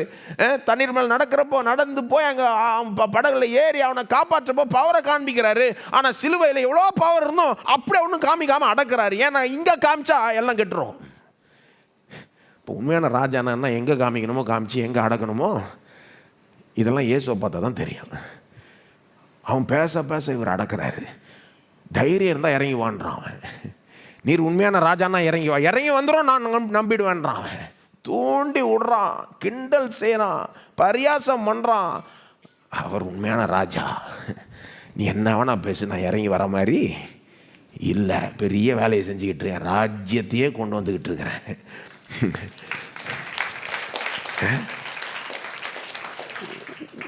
உண்மையான ராஜான்னா இயேசு தாங்க. அவர்கிட்ட நீதி நியாயமும் இருக்குது, அதே நேரத்தில் இரக்கமும் இருக்குது. ஆமாம், நீதி நியாயம் இருக்கிறதுனால தான் பாவம் தண்டிக்கப்படணும். ஆனால் அவர் இரக்கம் காட்ட விரும்புகிறார். ஆனால் என்ன பண்ணுறாரு? சிலுவையில் பாவத்துக்கான தண்டனை அவர் ஏற்றுக்கிட்டு நமக்கு இரக்கம் காட்டுறாரு. பாருங்கள், இந்த குவாலிட்டிஸ்லாம் இயேசுவை பற்றி இந்த குவாலிட்டிஸ்லாம் மற்றபடியும் வெளிப்படும். நான் சொல்கிறேன், ஆக்சுவலாக எனக்கு டைம் இருந்தால் நான் உங்களுக்கு காமிப்பேன். ஆதி ஆமத்திலிருந்து வெளிப்படுத்தல கடவுள்கிட்டே இந்த குவாலிட்டிஸ் இருக்குது. வெறும் இயேசுகிட்ட மட்டும் இல்லை, வெறும் குமாரன்ட்ட மட்டும் இல்லை, பிதாவுக்கிட்டே இந்த குவாலிட்டிஸு இருக்குது. ஆனால் மேக்ஸிமம் எங்கே வெளிப்படுது? சிலுவையில் தான் வெளிப்படுது. மேக்ஸிமம் எங்கே வெளிப்படுது? சிலுவையில். அவர்கிட்ட நீதி நியாயமும் இருக்குது, இரக்கமும் இருக்குது. அப்படிப்பட்ட ராஜா. அவர்கிட்ட பவரும் இருக்குது. அந்த பவர் அன்பினால் நடத்தப்படுகிறது. அவர் ஞானமாக இருக்கிறார், ஞானியாக இருக்கிறார். இயேசு ராஜாவை போல ஞானி இல்லை, நம்முடைய தேவனை போல ஒரு ஞானி இல்லை. ஆனால் இந்த உலகம் தேவனுடைய ஞானத்தை பார்த்து பைத்தியம்னு சொல்லிடும். இந்த உலகம் தேவனுடைய ஞானத்தை பார்த்து இதெல்லாம் ஞானமானோம். கல்வாரி சிலுவையில் இப்படி பாடுபட்டு அவமானப்படுறது ஞானமா? ஆனால் பவுல் நான் சொல்கிறாரு, நாங்கள் சிலுவையில் அறையப்பட்ட கிறிஸ்துவை பிரசங்கம் பண்ணுகிறோம். இது யூதர்களுக்கு ஒரு இடரலாக இருக்குது, கிரேக்கர்களுக்கு பைத்தியமாய் தோன்றுகிறது. ஆனால் ரட்சிக்கப்படுகிற நமக்கோ கிறிஸ்து தேவ பலனாகவும் தேவ ஞானமாகவும் பெரிய ஞானங்க இது. உலகத்துக்கு எவ்வளோ பைத்தியமாக தோணினாலும் பாருங்கள், நான் சொல்கிறேன், போன வாரம்லாம் சொன்னேன், கிறிஸ்து மரத்திலிருந்து ஆண்டார். உலகத்துக்கு பைத்தியமாக தோணும். அது என்னங்க மரத்திலிருந்து ஆண்டார்? ஆள்ற கதி, ஆள்ற ஒரு இதாக இதுன்னுவாங்க. அவன் மனசுக்கு எட்டாது. உலகத்துக்கு பைத்தியமாய் தோணுகிறது தான் தேவனுடைய ஞானம். தேவனுடைய ஞானம். இந்த ராஜா பாருங்க, இயேசு எல்லார காட்டிலும் மேலான ராஜா மட்டும் இல்லை, வித்தியாசமான ராஜா. மற்றவங்க எப்படி இருக்கிறாங்களோ தலையில் திருப்பி போட்டிங்கன்னா இயேசு அப்படி வித்தியாசமான ராஜா. அவர் மேட்டுமை பெருமை உள்ள ராஜா இல்லை, தாழ்மை உள்ள ராஜா. அவர் சிங்கம் போலவும் இருக்கிறாரு, ஆட்டுக்குட்டியை போலவும் இருக்கிறாரு. அவரை போல் யாருமே இல்லை. என்ன சொல்ல வரேன்னா, இந்த ராஜா ஆளுகிறது இதெல்லாம் சிலுவையின் வெளிச்சத்தில் யோசித்து பார்த்தீங்கன்னா வேற மாதிரி புரிஞ்சுப்பீங்க. இப்படி யோசிக்கலைன்னா வேற எப்படி புரிஞ்சுப்பீங்க? உலக பிரகாரமாக புரிஞ்சுப்பீங்க. நல்லா காலுங்க, ஒன்று சிலுவை வச்சு புரிஞ்சுக்கணும், இல்லைன்னா உலகத்தை வச்சு புரிஞ்சுக்கணும். எதை வச்சு புரிஞ்சுக்க போகிறீங்க நீங்கள் தீர்மானிச்சுக்கோங்க. இந்த ராஜா சிலுவை வச்சு புரிஞ்சுக்கிட்டீங்கன்னா என்ன புரிஞ்சுப்பீங்க? இந்த ராஜா ரொம்ப வித்தியாசம். ஆகவே இந்த ராஜ்யமும் ரொம்ப வித்தியாசம். ராஜ்யமும் வித்தியாசம். அதான் இயேசு பிலாத்தை பார்த்தே சொல்லிட்டாரு, என் ராஜ்யம் இவ்வுலகத்துக்குரியது அல்ல. நீ நினைக்கிற மாதிரி ராஜ்யம் கிடையாதுன்ட்டார் பிலாத்துக்கிட்ட. அதான் பிலாத்து கேட்டார்ல, நீர் யூதருடைய ராஜாவான்னு. இயேசு இப்படி இல்லாமல் அப்படி இல்லாமல் பதில் சொல்லிகிட்டு இருக்காரு. ஆமாம் நான் ராஜான்னு சொல்லிட்டு அவன் தப்பாக புரிஞ்சுப்பான்.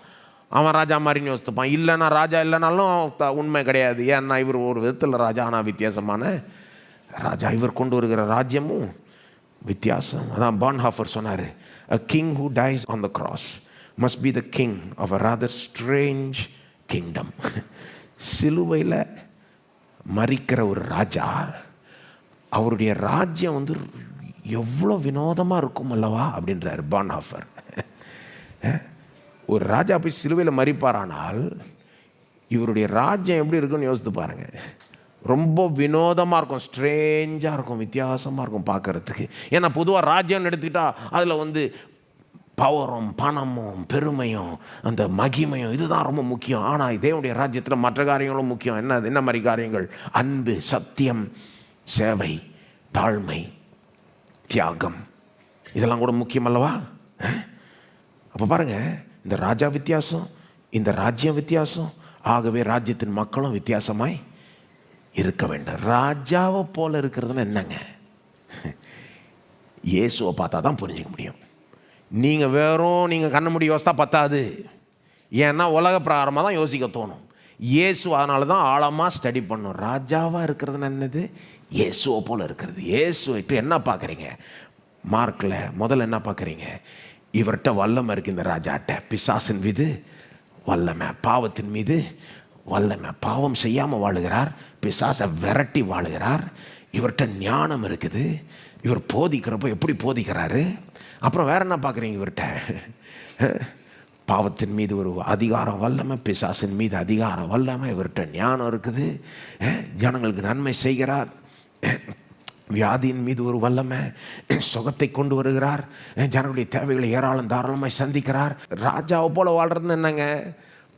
பாவத்தின் மீது அதிகாரமோடு வாழ்கிறது, பிசாசின் மீது அதிகாரமோடு வாழ்கிறது, தேவனுடைய அற்புதங்களை அனுபவிக்கக்கூடியவர்களாய் வாழுவது, தேவனுடைய ஆசீர்வாதங்களை ஏராளம் தாராளமாய் அனுபவிக்கக்கூடியவர்களாய் வாழுகிறது தான் ராஜாவை போல வாழ்கிறது. ஆனால் மார்க் 8ஆம் அதிகாரத்தோடு நிறுத்திக்கிட்டீங்கன்னா இயேசுவை பாதி அளவுக்கு தான் புரிஞ்சுக்கிட்டீங்கன்னு அர்த்தம். ராஜாவை போல வாழ்கிறது பாதி அளவுக்கு தான் புரிஞ்சுக்கிட்டேன்னு அர்த்தம். அதனால தான் அப்புறம் 2வது பாதியும் பார்க்கணும். 2வது பாதியை பார்க்குறப்ப என்ன தெரியுது? இவர்கிட்ட பவரும் அதிகாரமும் ஞானமும் இதுவும் அதுவும் மட்டும் இல்லை, இவர்கிட்ட வேறு சில குவாலிட்டிஸும் இருக்குது. என்ன மாதிரி குவாலிட்டிஸு? எக்ஸ்ட்ரீம் அன்பு, எக்ஸ்ட்ரீம் சேவை, எக்ஸ்ட்ரீம் தாழ்மை. ஏன் எக்ஸ்ட்ரீம்னு சொல்கிறேன்னா சிலுவையை வச்சு சொல்கிறேன். ரொம்ப ஓவராக அன்பு கூறுறதுனால தம்மையே தாழ்த்தி எவ்வளோ கீழே போக முடியுமோ போய் தம்முடைய ஜனங்கள் என்ன பண்ணுறாரு? மீட்டு எடுக்கிறார். இந்த குவாலிட்டிஸ்லாம் அவர் சிலுவைக்கு போகிறப்போ தான் பார்க்குறோம். இந்த ராஜாட்ட வெறும் பவர் இல்லை, பெரிய எக்ஸ்ட்ரீம் அன்பு இருக்குது. வெறும் மேன்மை மட்டும் கிடையாது, மாட்சிமை மட்டும் கிடையாது, எக்ஸ்ட்ரீம் தாழ்மை. எவ்வளோ அடிமட்டத்துக்கு போக முடியுமோ போகக்கூட அவர் ரெடியாக இருக்கிறார். ஏன்? அவருடைய அன்பு அவரை நடத்துது. இந்த ராஜாட்ட எக்ஸ்ட்ரீம் ஒரு தாழ்மை இருக்குது, எக்ஸ்ட்ரீம் ஒரு சேவை செய்கிற ஒரு மனப்பான்மை இருக்குது. அந்த 8ஆம் அதிகாரத்துலேருந்து வாசித்து பார்த்தீங்கன்னா அவர் என்ன சொல்ல தொடங்குறாரு? என்னுடைய ராஜ்யத்தில் பெரியவன்னா யார்? சிறியவர்களுக்கு ஊழியம் பண்ணுகிறவர்கள், அப்படிலாம் சொல்லி போதிக்கிறாரு. அப்போது ராஜாவை போல் வாழ்கிறதுனா என்னங்க? பவர் அதிகாரம் வச்சு வாழ்கிறது, தேவைகள் சந்திக்கப்பட்டு ஆசீர்வதிக்கப்பட்டு ஏராளம் தாராளத்தை பெற்று வாழ்வது. ஆனால் அது மட்டும் இல்லை, அதே போல் எக்ஸ்ட்ரீம் தாழ்மை உடையவர்கள், எக்ஸ்ட்ரீம் அன்புடையவர்கள், எக்ஸ்ட்ரீம் சேவை மனப்பான்மை உடையவர்கள், எல்லாத்தையும் வச்சிருக்கு. ஒட்டுமொத்தமாக இருந்தால் தான் ராஜாவை போல், ஒட்டுமொத்தமாக இருந்தால் தான், அல்லது சிம்பிளாக சொல்கிறேன், இயேசுவை போல் இருந்தால் தான் ராஜாவை போலன்னு அர்த்தம். ராஜாவை போல் வாழ்கிறது என்னது? இயேசுவை போல் வாழ்கிறது, அவ்வளோதான். ரொம்ப சிம்பிள். உலகத்தை வச்சு யோசித்தீங்கன்னா தப்பாக போயிடும். ஏன்னா உலகத்தை பொறுத்த வரைக்கும் வெறும் பவர், பணம், பேரு, புகழ், இவ்வளோதான் ராஜா. ராஜ்யத்தில் பெரிய ஆளாக இருக்கணும்னா இந்த இதுவும் தேவை. எது? எக்ஸ்ட்ரீம் சேவை மனப்பான்மை, எக்ஸ்ட்ரீம் தாழ்மை, எக்ஸ்ட்ரீம் அன்பு. அது மட்டும் இல்லை, இன்னொரு காரியமும் சொல்கிறேன். ராஜாவை போல் வாழ்கிறதுனா என்ன எதிர்ப்பு வந்தாலும், என்ன உபத்திரம் வந்தாலும் அதெல்லாம் பெருசாக எண்ணாமல் தொடர்ந்து நமக்கு கொடுக்கப்பட்ட வேலையை செய்யக்கூடிய ஒரு ஆட்டிடியூட், மனப்பான்மை. அதை இயேசுக்கிட்ட பார்க்கலாம் பாருங்கள். ஃபஸ்ட் அவர் ஊழியத்தை தொடங்குறப்போ பெரிய எதிர்ப்பு இல்லை, கொஞ்சம் எதிர்ப்பு இருக்குது. ஆனால் அவர் பாட்டு செஞ்சுக்கிட்டு இருக்கார். அவர் விரும்புகிறத கொஞ்சம் இந்த எதிர்க்கிறவனை சுற்றி போயிட்டு செஞ்சுக்கிட்டே இருக்கிறாரு. அப்புறம் சிலுவைக்கு போகணும்னு அவர் போக போக எதிர்ப்பு கூட்டிடுது, பெருகிடுது, பெருகி கடைசியில் போய் சிலுவையில் உச்சகட்டமாக முடியுது. அவர் போட்டு சிலுவையில் பாடுபடுத்தி அவமானப்படுத்தி தொங்க விடுறானுங்க. ஆனால் எதிர்ப்பு பெருக ராஜ்யத்தின் பவரும் அதிகமாய் கட்டவிழ்க்கப்படுகிறது.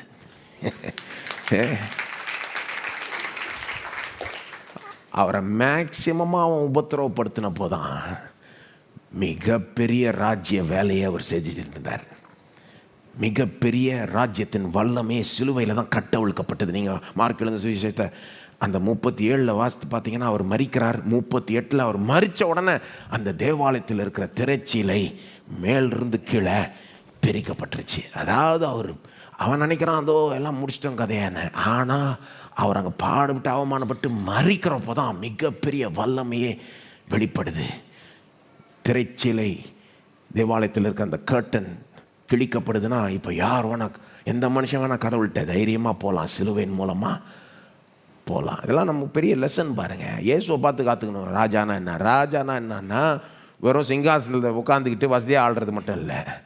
ராஜானா என்னன்னா பாவத்தை, பிசாசை இதெல்லாம் மேற்கொண்டு, சூழ்நிலையில் மேற்கொண்டு, ஏராளம் தாராளத்தை வாழ்க்கையில் அனுபவித்து, ஆனால் அதே நேரத்தில் எதிர்ப்பு வர்றப்போ சளிப்படையாமல் சோர்வடையாமல் கடவுள் நமக்கு கொடுத்த அசைன்மெண்ட்டை விடாப்படியாக செஞ்சுக்கிட்டே இருக்கிறது. ஏசு அப்படி தான் பாருங்கள். என்ன எதிர்ப்பு வந்தாலும் அப்படியே அவர் பாட்டு அவர் செய்கிறத செஞ்சுக்கிட்டே இருக்கிறாரு. சிலுவையில் தொங்குறப்போ என்னென்னமோ பேசுகிறான், அவர் பாட்டு தொங்கிட்டு இருக்கிறாரு. அவர் செய்யக்கூடிய மிக முக்கியமான வேலை இதாங்க ராஜா. உலகத்தில் பார்க்குறவனா ராஜா, உலகத்தை பார்க்குறவனா பெரியவன். இயேசு தாங்க ராஜானா யாருன்னு இயேசு தாங்க வெளிப்படுத்துகிறார். இயேசு ராஜாவை போல குட்டி ராஜாக்களை ஆக்குறது தான் தேவனுடைய பிளான். அப்படி நம்மளை ஆக்குற வரைக்கும் அவர் சும்மா விட மாட்டார். எல்லோரும் எழுதி நிற்போம், ஜெபிப்போம். உங்களுடைய ஜெபம் என்னவா இருக்கணும்? ஆண்டவரே இயேசு ராஜாவை போல என்ன ஆக்கும். இயேசு ராஜாவை போல அவரு கீழே அவரை போல ஒரு ராஜாவா நான் இருக்க விரும்புகிறேன். ஜெபித்தீர்களானால் தேவன் அதிகமாய் அதை வெளிப்படுத்துவார். உங்களுடைய ஜெபத்தை கனப்படுத்துவார். ஸ்தோத்திரம் ஆண்டவரே, எங்களுக்காக நீர் பெரிதான நோக்கத்தை வச்சிருக்கிறீர். ஒட்டு மொத்தமாக எங்களை மாற்ற திட்டம் கொண்டிருக்கிறீர். வெறும் எங்களை பாவங்களை மன்னித்து ஏதோ பரலோகம் கொண்டு போய் சேர்க்கறது மட்டும் இல்லாமல் முழுக்க ஒட்டு மொத்தமாக எல்லா விதத்திலையும் இயேசுவை போல் அதிகமாக எங்களை மாற்ற நீர் சித்தம் கொண்டிருக்கிறீர். இதான் நம்முடைய பிளான் ஆண்டவரே. ராஜாவை போல இயேசுவை போல நாங்கள் வாழணும் என்பதை விரும்புகிறீர். இதை எங்களுடைய மனம் புரிந்து கொள்ளட்டும், என்னுடைய உள்ளம் இதை பாராட்டட்டும். இப்பொழுது நாங்கள் கேட்கிறோம், அதிகமாக இயேசுவை போல எங்களை மாற்றிக்கொண்டு வாரும் ஆண்டவரே. அதுக்கு என்னென்ன நடக்கணுமோ நடக்கட்டும் ஆண்டவரே. போக நாங்கள் இயேசுவை போல மாற வல்லமை வாய்ந்தவர்கள், அதிகாரம் வாய்ந்தவர்களாக இருக்க, முடிய ஆசீர்வாதங்களை வாழ்க்கையில் ஏராளம் தாராளமாக அனுபவிக்க, பாவத்தை மேற்கொண்டு பிசாசை மேற்கொண்டு வாழ. ஆனால் அது மட்டுமல்ல, எக்ஸ்ட்ரீம் விதத்தில் ஜனங்களுக்கு ஊழியம் செய்ய, சேவை செய்ய, அதற்கு எவ்வளோ கீழே போகணுமோ போக, எக்ஸ்ட்ரீம் விதத்தில் மற்றவர்களை அன்பு கூற, தேவைப்பட்டால் அதற்காக பாடுகூட பட ரெடியாக இருக்கிற மக்களாய் எங்களை ஆக்கும் ஆண்டவரே. ராஜ்யத்தின் ஊழிய பணிக்காக தேவைப்பட்டா பாடுபடுறதுக்கு ஒரு ஆயத்தம்ன்ற அப்படிப்பட்ட மக்களாக எங்களை ஆக்கும். இயேசு எப்படி இருந்தாரோ அது போலவே நாங்கள் இருக்க விரும்புகிறோம் ஆண்டவரே. அது போலவே எங்களை மாற்றும் ஆண்டவரே. எங்களை கொண்டு முடிய ராஜ்யத்தின் ஊழிய பணிகளை நீர் செய்யும் ஆண்டவரே. எங்களை நம்முடைய ராஜ்யத்தின் நோக்கங்களுக்கு என்று பயன்படுத்த ஆண்டவரே. எங்களுடைய உள்ளத்தை அதிகமாக ஆளும் ஆண்டவரே. எங்களுடைய வாழ்க்கையில் உங்களுடைய ஆளுகை வெளிப்படட்ட ஆண்டவரே. எங்கள் மூலமாக இந்த பூமியை அதிகமாக அரசாளும் ஆண்டவரே. இப்பொழுது அந்த வேலையை நீர் தொடங்கும் ஆண்டவரே. ஏற்கனவே செய்து கொண்டிருப்பதனால் நன்றி. ஏற்கனவே எங்களை ஆண்டு கொள்கிறீர். ஏற்கனவே எங்களை பயன்படுத்துகிறீர். இன்னும் அதிகமாக செய்யும். எங்களை ஆசீர்வதித்து அநேகருக்கு ஆசீர்வாதமாக வையும் ஆண்டவரே. ஸ்தோத்திரம். உம்முடைய நாமம் எங்கள் மூலமாய் மகிமைப்படட்டும். இயேசுவின் நாமத்தில் ஜெபிக்கிறோம். ஆமென். நம்முடைய கர்த்தராகிய இயேசு கிறிஸ்துவனுடைய கிருபையும் பிதாவாகிய தேவனுடைய அன்பும் பரிசுத்தாவியானவருடைய ஐக்கியமும் நம்மோடு இன்றைக்கும் என்றைக்கும் இருப்பதாக. ஆமென்.